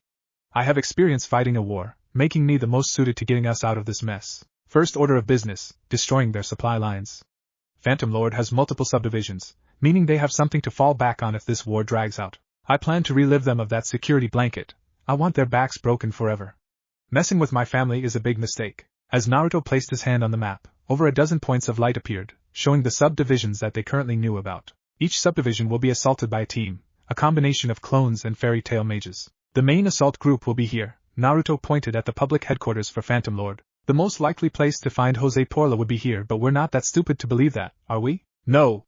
Naruto grinned at the shouted answer before continuing on his briefing. Good, cause sometimes I worry about some of you guys. I mean with some of the things I've seen you guys do. Naruto grinned as the various boos and annoyed responses from his guildmates. Okay, enough kidding. So, the main squad will consist of Makarov and a large number of our most powerful mages. Now, this most likely is a trap, which usually means either trapping us or draining our biggest hitter, Makarov. So I want everyone there to be on their guard, especially you, Master. Now all of this information has come to us via our late-night visitor. This was the original plan, to get our guild to commit to a fight at the main outpost. But it is possible that Jose could change his plans, so just in case Phantom decides to strike here, I'll be staying behind with a small group of mages to hold them off. I'll also be coordinating with the different groups through communication lacrima, so we'll all be in contact as the battle commences. Once your subdivision has been taken down, meet us back here. Any questions? As the silence began to stretch out, Naruto nodded as he raised his fist in the air. Alright then, I'll let you know who your teammates are later. So, go light on the booze. Yes Kana, I'm looking at you, and be ready to move out tonight. We strike early in the morning, the perfect time as I'm sure Phantom's mages are as lazy and unruly as you lot. Naruto grinned as his guildmates cheered loudly, their morale restored as they trusted in their shinobi's battle plan. End flashback. Naruto walked towards the table that had been set up last night in the basement, the shinobi tapping the main lacrima sitting on the table before him. Naruto watched as magic seal appeared, the crystal tying in with each team's lacrima as he prepared to address the troops. Alright everyone, begin the attack. Meanwhile, Jose groaned loudly, a loud pounding at his door interrupting his sleep. Growling loudly as the intrusion continued, Jose angrily leaped to his feet, his ire so great he was contemplating killing the fool that had awoken him. Ripping the door from its hinges, Jose growled loudly as he was faced with a nervous-looking member of Phantom Lord's administration staff, the coward bowing his head as he asked for forgiveness. My apologies Master Jose, but Poltergeist's laugh is being attacked. Jose's ire quickly winked out, confusion replacing it as his mind slowly awoke. Poltergeist's laugh? But they're one of our branches, oh that cheeky bastard. He'll suffer for, Master Jose. Jose's diatribe trailed off as he turned towards the new arrival. Another admin mage ran forward, the man panting as he placed his hand against the wall for support. Reports are coming in of an attack. I know that, you blasted buffoon. Poltergeist laughed. No. Not just them, all of the branches are under attack. What? Poltergeist laugh, spirits crossing, specters chill, all of our subdivisions are under attack, each by a band of mages from Fairy Tale, many of them exact duplicates of the same man. Jose growled loudly as his magic flared. The two admin mages stepping away formed the volatile man. Uzumaki, prepare the golem. We're paying a visit to Magnolia. I want that man's head on a pike. Several hours later, Naruto sighed happily as he studied the information before him, a smiling Mira placing a drink at his elbow as he continued to study the current situation. Okay, so most of the sub-guilds are down, several of the squads are already on their way back. Man, those guilds must have been the rejects that Jose didn't want anymore. Makarov and his team should be on their way back. Strangely enough, there wasn't any kind of trap to stop them. Well, that just means that we'll have to wait and see what Jose's next move is. Naruto's inner monologue trailed off as he felt the ground heave slightly. The shinobi looking over at Mira in surprise. I didn't do that. Mira and Naruto stared at each other for a moment before a violent heave of the ground sent the pair flying. Outside, Naruto pulled Mira to her feet, the pair racing up the stairs and coming face to face with Phantom Lord's headquarters. Naruto's eyes widened as he whistled in admiration. Wow, now that's something you don't see every day. As the mobile building stopped, a crackle was heard before Jose's amplified voice thundered out of several speakers on the golem before them. This is your fault, isn't it? Naruto grinned as he slid his finger over a seal located on his neck, causing any words he spoke to be greatly amplified. Oh hey, it's Jose Porla. Our master is out right now, but if you'd like to leave a name and message, we'll be sure to have him get back to you as soon as possible. Naruto grinned as his amplified voice repeated the same message, a low growl coming from the Phantom headquarters speakers. You bastard, you're the reason my guilds are being destroyed, and yet you have the gall to mock me. I should have killed you when I first met you. Hand over Lucy Heartfilia and I'll only kill you, the rest of your pathetic guild can live. Naruto laughed loudly, the shinobi walking towards the edge of the cliff separating the guild from the lake that Phantom's golem was standing in. Yeah, I'm gonna have to pass on that. So, are you going to just stand there all day threatening me, or are you going to do something about it? A furious growl was Jose's answer as a piece of the mobile building fell away, revealing a large barrel that began extending from the building. Well shit, that'll leave a mark. Naruto grinned at his partner's quip, his hand already reaching for his sleeve that contained the Biju bracer. Bah, we're good, let's give him a show. How long will the chakra we've collected last? I'd say about a minute and a half. Well, that should be enough, I think. Well, time to find out. As Naruto watched the Jupiter cannon power up, he felt Kurama's chakra gather around him, the familiar feeling of his Biju moto coursing through him. The cannon fired its gathered energy, the blast barreling towards Naruto as he raised his arms before him. Biju moto. Fiery orange energy covered Naruto from head to toe, a tattered energy coat forming around him. Naruto raised his arms and 9 brilliant beams of power burst from his body, converging in front of the oncoming blast of magical power. Naruto grinned ferally as he felt the volatile Jupiter cannon's energy try and penetrate the dense chakra constructs, to no avail. After several moments, Naruto noticed a light problem, the shinobi gritting his teeth as he felt himself being pushed back. Even after using his chakra to anchor himself didn't stop the backwards movement as the ground beneath him began to crumble. Kurama? I'm being pushed back, the ground's buckling. What the hell do I do now? Try not to crash headfirst into any walls? OHHHH smart ass AHSHIT. Naruto screamed loudly as he was sent flying towards the guild, his body bursting through the wall as he slowly rolled to a stop in the middle of the hall. Naruto! Naruto groaned as his Biju moto fell away, the bracer he wore now a dull red as it slowly began to fill again. A visibly concerned Mira raced towards him, the Jinchuriki standing slowly before Mira pulled his arm over her shoulder, the pair walking out of the damaged building. Naruto leaned against Mira as he faced the imposing golem, his hand raised in a one-fingered salute that expressed his defiance. Try again, asshole. A valiant effort, Uzumaki. But one I doubt you'll be able to repeat again. You've bought yourself a measly 15 extra minutes of life. Tremble in terror at that thought. Naruto grinned as he leaned against Mira, the barmaid grinning at her boyfriend. You were right, Naruto said, looking back at the now still golem. The villain just can't help but monologue. Alright.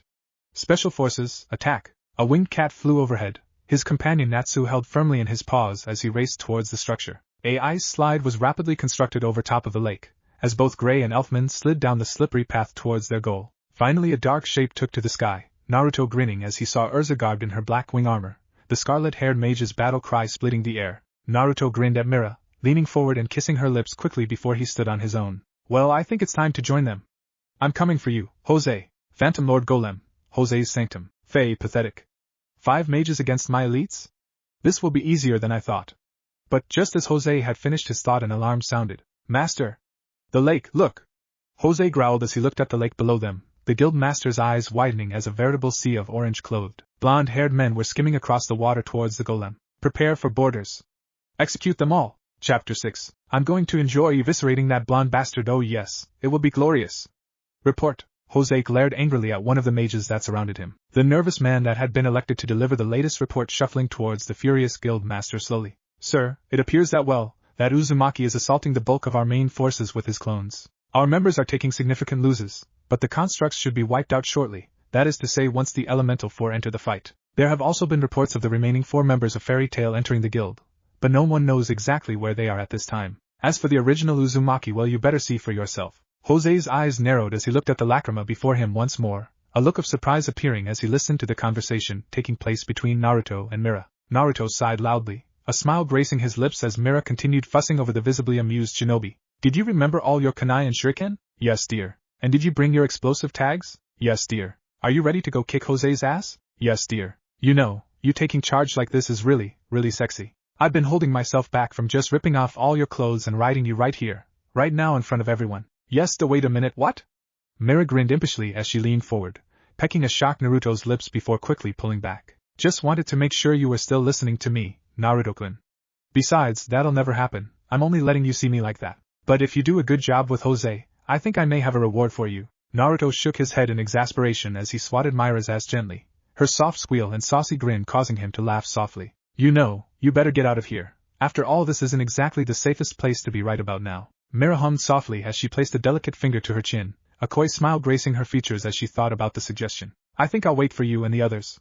Besides, I'm not the girl Jose is looking for, so I should be fine waiting for you. Naruto nodded sagely as he turned towards the looking guild building. Oi, you hear that, Jose?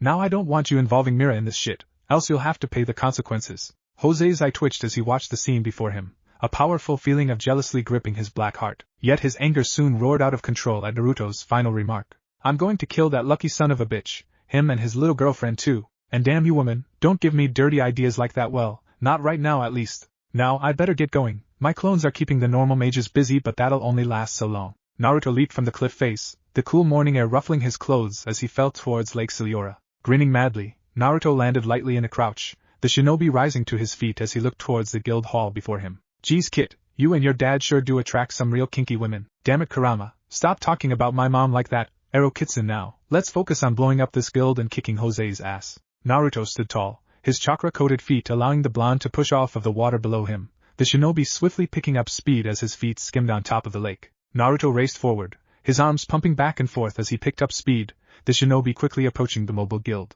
Several mages that had been stationed as lookouts yelled angrily as they spotted the approaching shinobi, their magic lashing out as they tried to hit the blonde while he continued to coast on top of the lake. Ah, isn't that cute, they think they can stop you with their magic.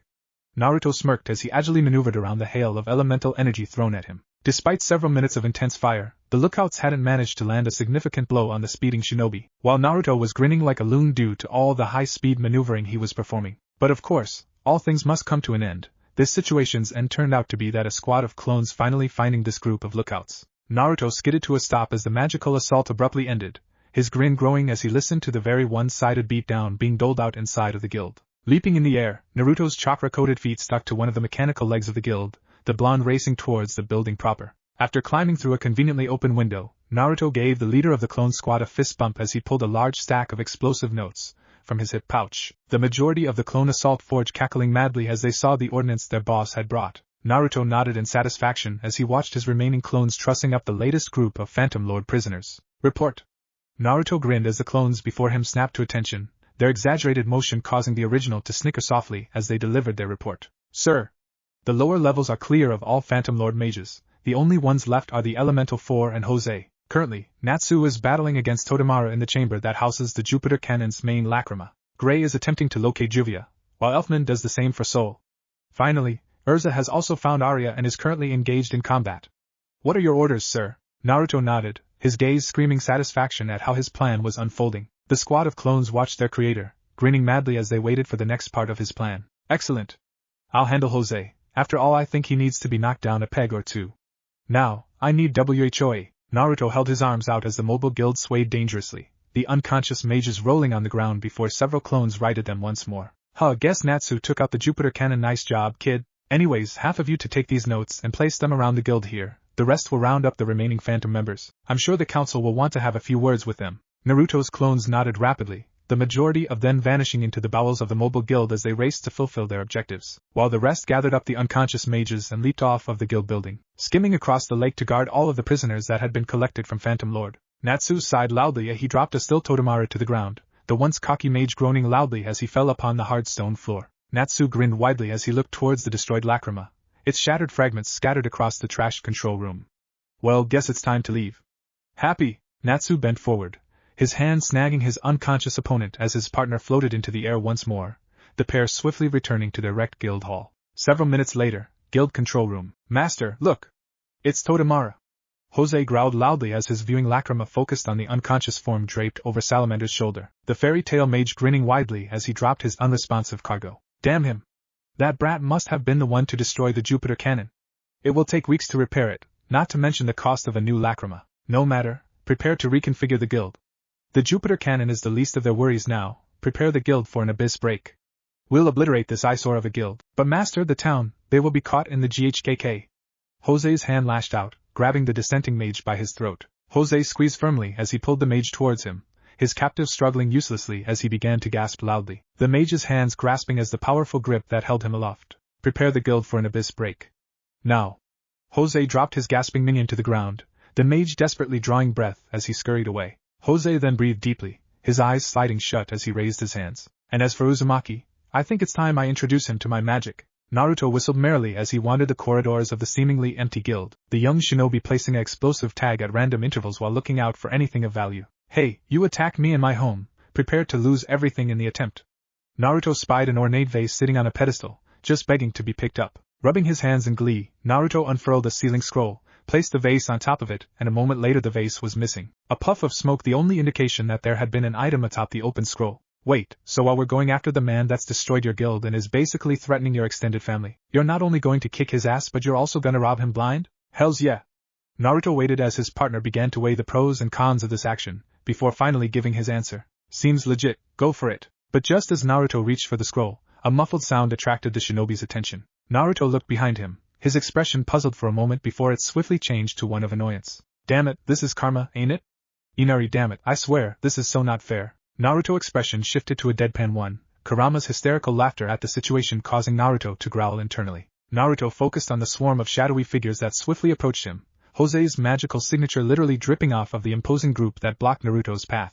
So, Jose thinks he can stop a master of clones with all of these, does he? Naruto raised his hands, dozens of smoke blasts appearing around him as the hall was filled with a renewed swarm of Kage Bunshin. Bring it, bitch! Soul gasped loudly, his erratic breathing hitching in his throat as he gazed into the angry eyes of his doom. Non. This is not possible. The boy should not be able to do this, it should be beyond his powers. Soul trembled as he backed away from the massive beast that towered over him, its furious gaze boring into the beaten man as he continued to try and escape.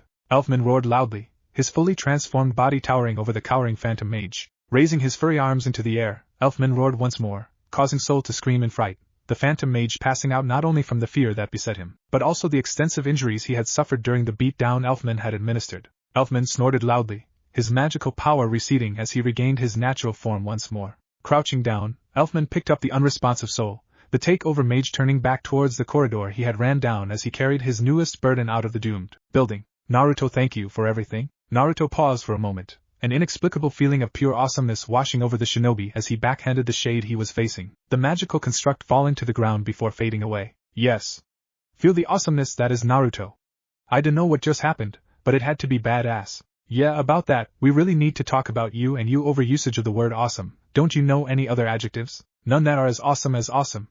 Now, stop raining on my parade. Grinning savagely, Naruto leaped forward, his hands blurring as he flung countless kunai at the swarm of shades arrayed before him. Gray panted loudly as he stared at the large tower of ice before him, the frozen water containing his opponent, as she finally began to cool off. After several minutes, Gray snapped his fingers, shattering the tower of ice and dropping Juvia to the ground. Gray watched in surprise as Juvia slowly rose to her knees, her arms trembling as she tried to force herself to stand once more. Leaning forward, Gray's hand latched onto the water mage's forearm, gently helping her stand. Juvia's eyes widened as she felt her arms stretching across Gray's shoulders, the ice mage grinning roguishly at the silent phantom mage. So, do you give up?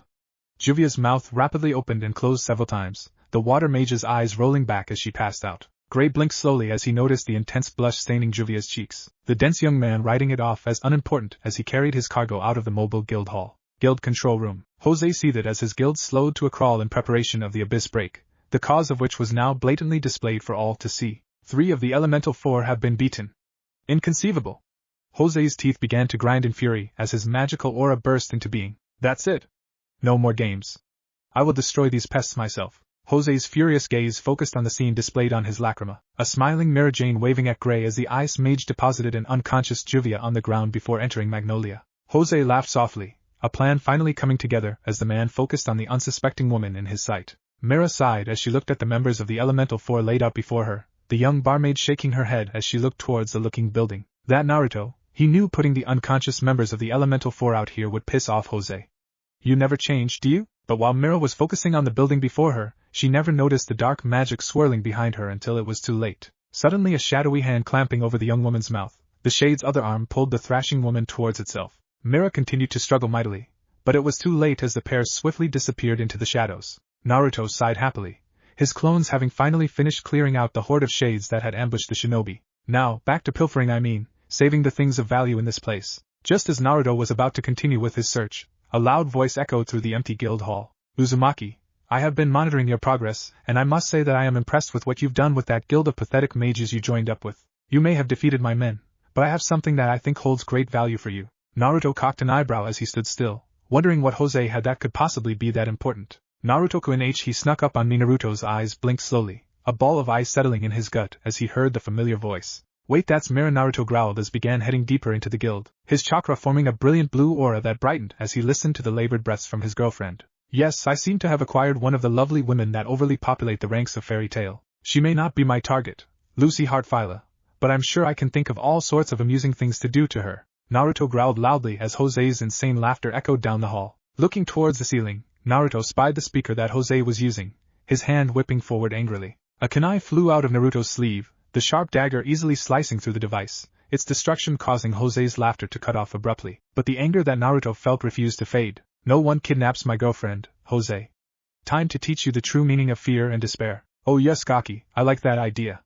No mercy, Urza panted softly, her gaze focusing on the defeated form of Arya, the final member of the Elemental Four. Taking a calming breath, Urza's Heaven's Wheel armor flared brightly before vanishing, the equipped mage crouching as she prepared to drag the insensate man out of the doomed building. Titania, I see that the stories of your prowess were not exaggerated. Urza's eyes widened at the sibilant voice, the S-class mage shifting her gaze towards this new presence that stood behind her. Urza's expression rapidly shifted from surprise to fury at the sight of Jose Porla, the smug-looking wizard saint holding a bleeding Mira Jane. Mira!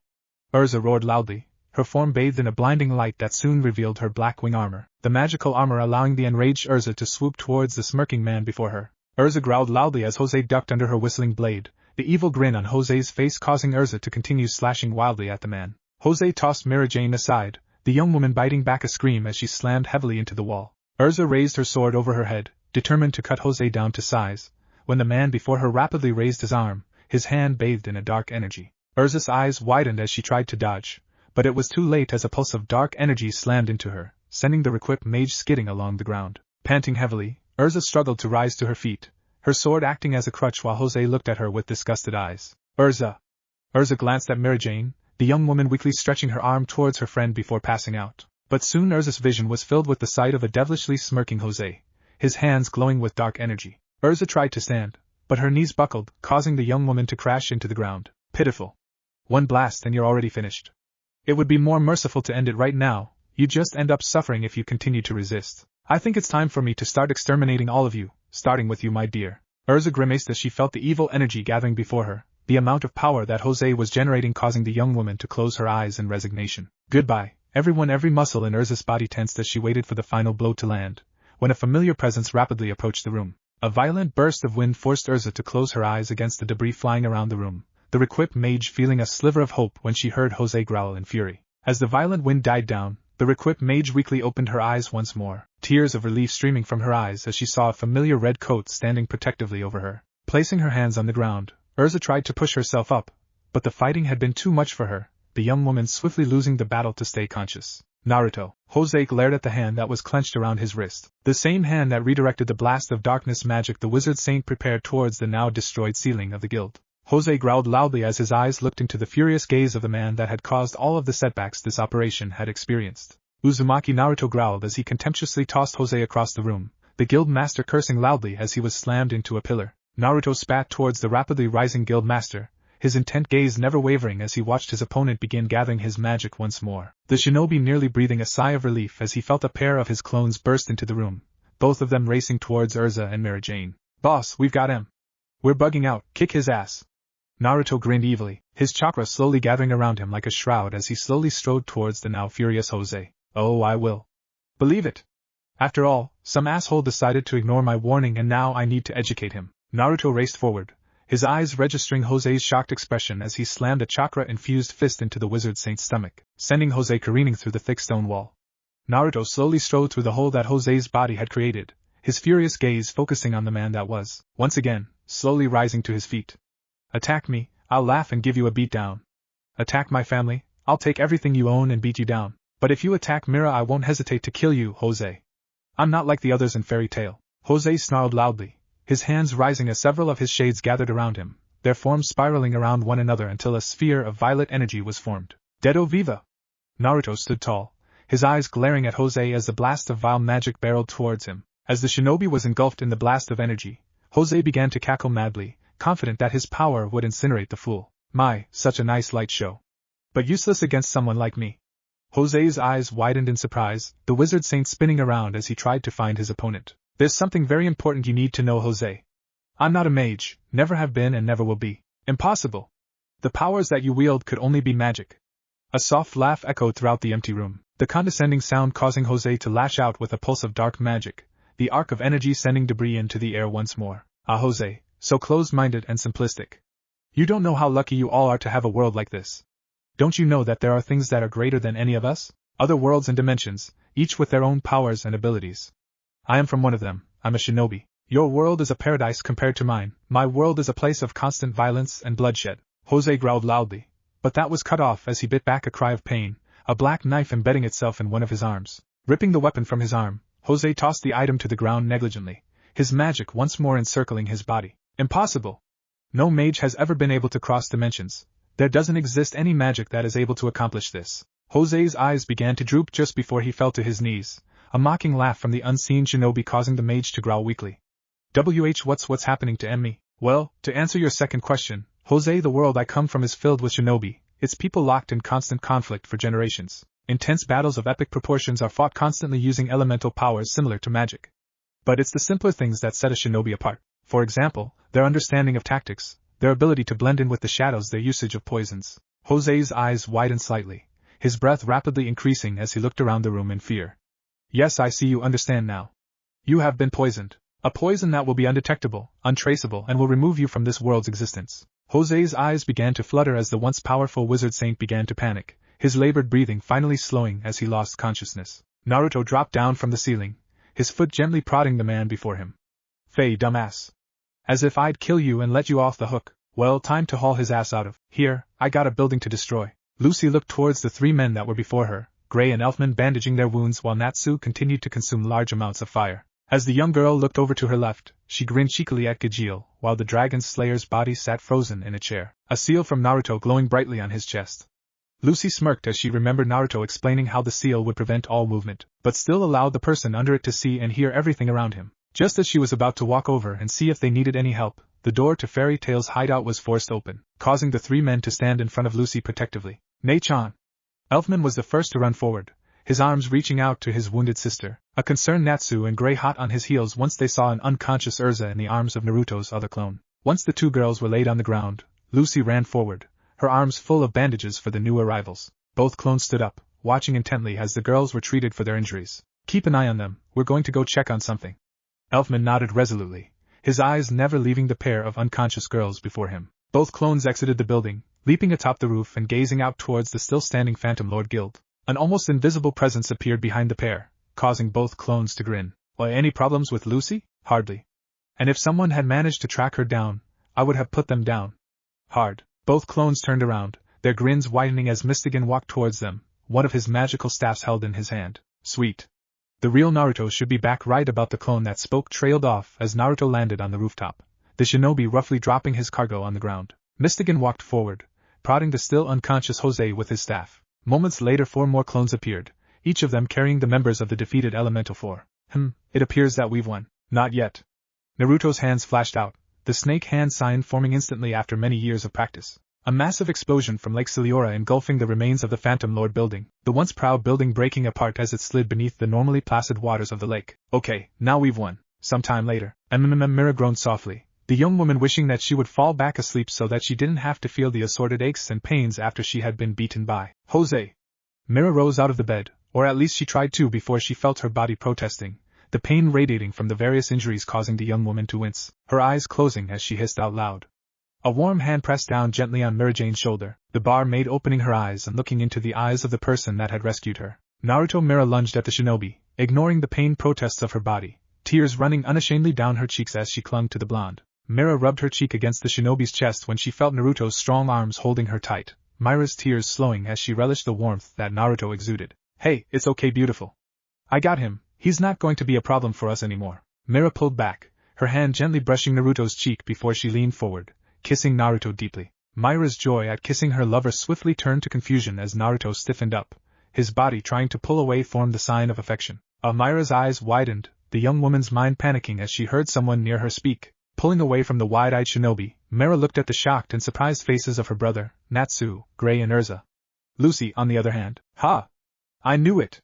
Mira saw the angry glare of Urza and reacted accordingly, quickly burying her lover's face in her chest before he could run, the young woman glaring at the now angry equipped mage. Mira, it was you. Mira held onto Naruto's head tightly, the shinobi seemingly relaxing in the woman's embrace as he enjoyed his current accommodations. Yes, it was me, Naruto's mine, so you really need to stop being so angry with him. He didn't tell you that I was his girlfriend because we both knew you had a crush on him, and after your little episode in the bar after you confessed to Naruto, I wasn't willing to risk you attacking him. Attack him? What the heck are you talking about? Flashback. The day after Urza asked Naruto out on a date, a visibly drunk Urza waved a large mug over her head, her angry stare causing everyone to freeze. If I hear of any of you girls getting together with Naruto, I'll cut ya. Then, I'll kick Naruto ash. Every woman in the guild blinked their eyes slowly, watching as Urza fell face first onto her table, her mug rolling along the ground as she began snoring loudly. Looking towards the bar, the entire guild watched as Naruto banged his head slowly against the bar top, a giggling Mira rubbing the shinobi's shoulder consolingly. And flashback. I was drunk. We all say stupid things when we're drunk, or we fight. Actually, we usually do both. Never mind, that's not the point. Do you really think I even remembered that? Mira continued to cling to her boyfriend, his hands sliding down her back and resting on her ass as he got comfortable. I wasn't willing to risk it. Who cares if he heals insanely fast? He shouldn't have to get in a fight with you about this. He didn't want to be in a situation where he had to fight you to protect me, so we kept quiet. Urza sighed explosively, the other members of Fairy Tail watching the drama unfold before them in awe. So, how long have the two of you been going out? Mira smiled sadly, her fingers running through Naruto's hair as she held him close. Ever since Lee-Sana died. She knew we both loved each other, and wanted us to be happy. Urza sighed once more, dropping her hands to her sides as she sat down heavily. So over 2 years. Alright, fine, the blonde idiot is yours, I won't attack you. Naruto started to pull his head from Mira's chest, but the young woman tightened her grip as she glared at Urza. So I'm safe, what about Naruto? Urza scoffed, her arms crossing under her breasts as she leaned back in her chair. Damn, of course you'd catch that. Fine, I won't attack Naruto either. Mira smiled warmly, her arms loosening and allowing Naruto to sit up. Best conversation ever. Mira giggled as she kissed Naruto's cheek, her hand grasping onto the shinobi's as Naruto let the wounded woman lean against him. Finally, I was worried that you two would never reveal your relationship to the rest of the guild. Everyone looked towards the doorway, a smirking Makarov entering the building. Naruto waved from the bed he was on, Mira's tight grip on her arm preventing the shinobi from rising. Yo, GG. So, how did it go? Makarov grinned as he shrugged his shoulders, jumping in a nearby chair and sighing loudly, pretty much as expected. No fatalities, on either side. A lot of bumps and bruises, a few broken bones but nothing too serious. The entire Phantom Lord Guild system is destroyed, they'll never recover from this. Now, it's time to relax. I think we all deserve a break. The next day, halt in the name of the council. We are here to investigate the cause of the inter-guild war between Fairy Tail and Phantom Lord. Makarov began to cry loudly, the master of Fairy Tail realizing that his worries were just beginning. An entire contingent of stern-faced rune knights converged on the destroyed Fairy Tail building, the guild members groaning as they surrendered peacefully. Well, you'll never take me alive. Run, Happy! Urza groaned as she watched Natsu and Happy run into Magnolia, realizing that it was too much to hope that the pair of idiots would stay put. But at least everyone else stayed. Hey, GG. Have fun with the rune knights. Makarov spun around swiftly, An imperious finger pointed at a smirking Naruto. Urza growled loudly, glaring at the shinobi that stood on a rooftop near the destroyed guild. Damn you Naruto, get your ass down here. Suffer with the rest of your family, it's your duty. Naruto laughed loudly, the shinobi reaching down and grasping a limp body in his hand. Nah, I'll pass, I think we'll let this guy do the talking. Naruto tossed the person he was holding to the ground, the mages of Fairy Tail, and the Rune Knights all staring at the frozen body of Gajio Red Fox. Seconds after the Dragon Slayer landed, the seal that restrained him broke, the mage growling loudly as he fought against his bonds. I'm going to kill you! Get your ass down here, Uzumaki! There won't be enough left of you to identify the body. Naruto laughed loudly as he ran into the city, the leader of the Rune Knights sighing as he watched the man disappear. And so it begins again. They don't pay us enough for this shit. Zeta Squad, go hunt down Uzumaki. A chorus of groans were the only response, the captain shrugging his shoulders as he gestured in the direction the shinobi had disappeared. Come on, you're the only squad he hasn't completely humiliated. You know he's weak against women. You were specifically put together on this mission for a situation like this. Move out. The all-woman Zeta Squad grumbled loudly as they entered Magnolia itself, remembering the last time they had to track down the elusive Fairy Tail member. The Rune Knight captain watched the squad enter the city, sighing as he rubbed his neck tiredly. Although, while he doesn't humiliate them, he does still make it nearly impossible for them to find him. Turning back towards Makarov, the captain gestured at the tent that his squad had erected. Wizard Saint Makarov, if you would follow me please? Naruto landed in front of his house, a tender smile appearing as he quietly entered the building. As the shinobi placed his coat on a convenient chair, his silent feet took him towards the bedroom, his eyes focusing on the sleeping figure before him. Myra's face sported several small bandages, the young woman sleeping peacefully as she clutched a large pillow to her chest. Damn, I so wish I was that pillow right now, Mira groaned softly, a cute yawn passing her lips as she rubbed at her eyes. Mira blinked slowly, her bleary eyes focusing on the man before her. A tired smile lit up her face as the young woman snuggled against her body pillow. Hey, wanna take the place of this pillow? I'd rather be holding you. Just as Naruto was about to take Mira up on that offer, a loud pounding at the front door caused the shinobi to scowl. I'd love to baby, but I think I need to go and piss off some Rune Knights first. Mira cocked an eyebrow as she slowly rose from their bed, the still recovering mage grabbing a housecoat as she followed Naruto out of the room. What's the big oh shit they sent you? Damn it, I made sure you were all assigned to the Bosco border. I forged the documents, Miss Alum. I mean I verified the documents myself. Mira looked over Naruto's shoulder in confusion, the nervous tone of Naruto's voice making her wonder just who had been sent after the blonde. Sensei. A brown-haired girl rocketed forward, her slight build barely phasing Naruto as she latched onto the shinobi tightly. Naruto chuckled nervously as he tried to remove the tenacious girl, all the while doing his best to ignore the towering inferno of female rage behind him. Seriously, how the fuck do you keep getting into situations like this? Damn it, stop wondering about something we'll never have an answer for and help me out of this. She's like a leech, how the hell do I get rid of her? But while Naruto was busy communicating with his partner, Mira decided that she was tired of waiting, pulling the two people into the house and slamming the door shut. The remaining members of Zeta Squad all grinned devilishly at each other before they burst out in laughter. What if Naruto has a dragon ancestral bloodline in Fairy Tail? And thanks for watching my video till the end. If you enjoyed this content, then do consider subscribing to my channel, and leave a like if you guys need the next part, comment down and thanks for watching the video, and see you guys in the next video.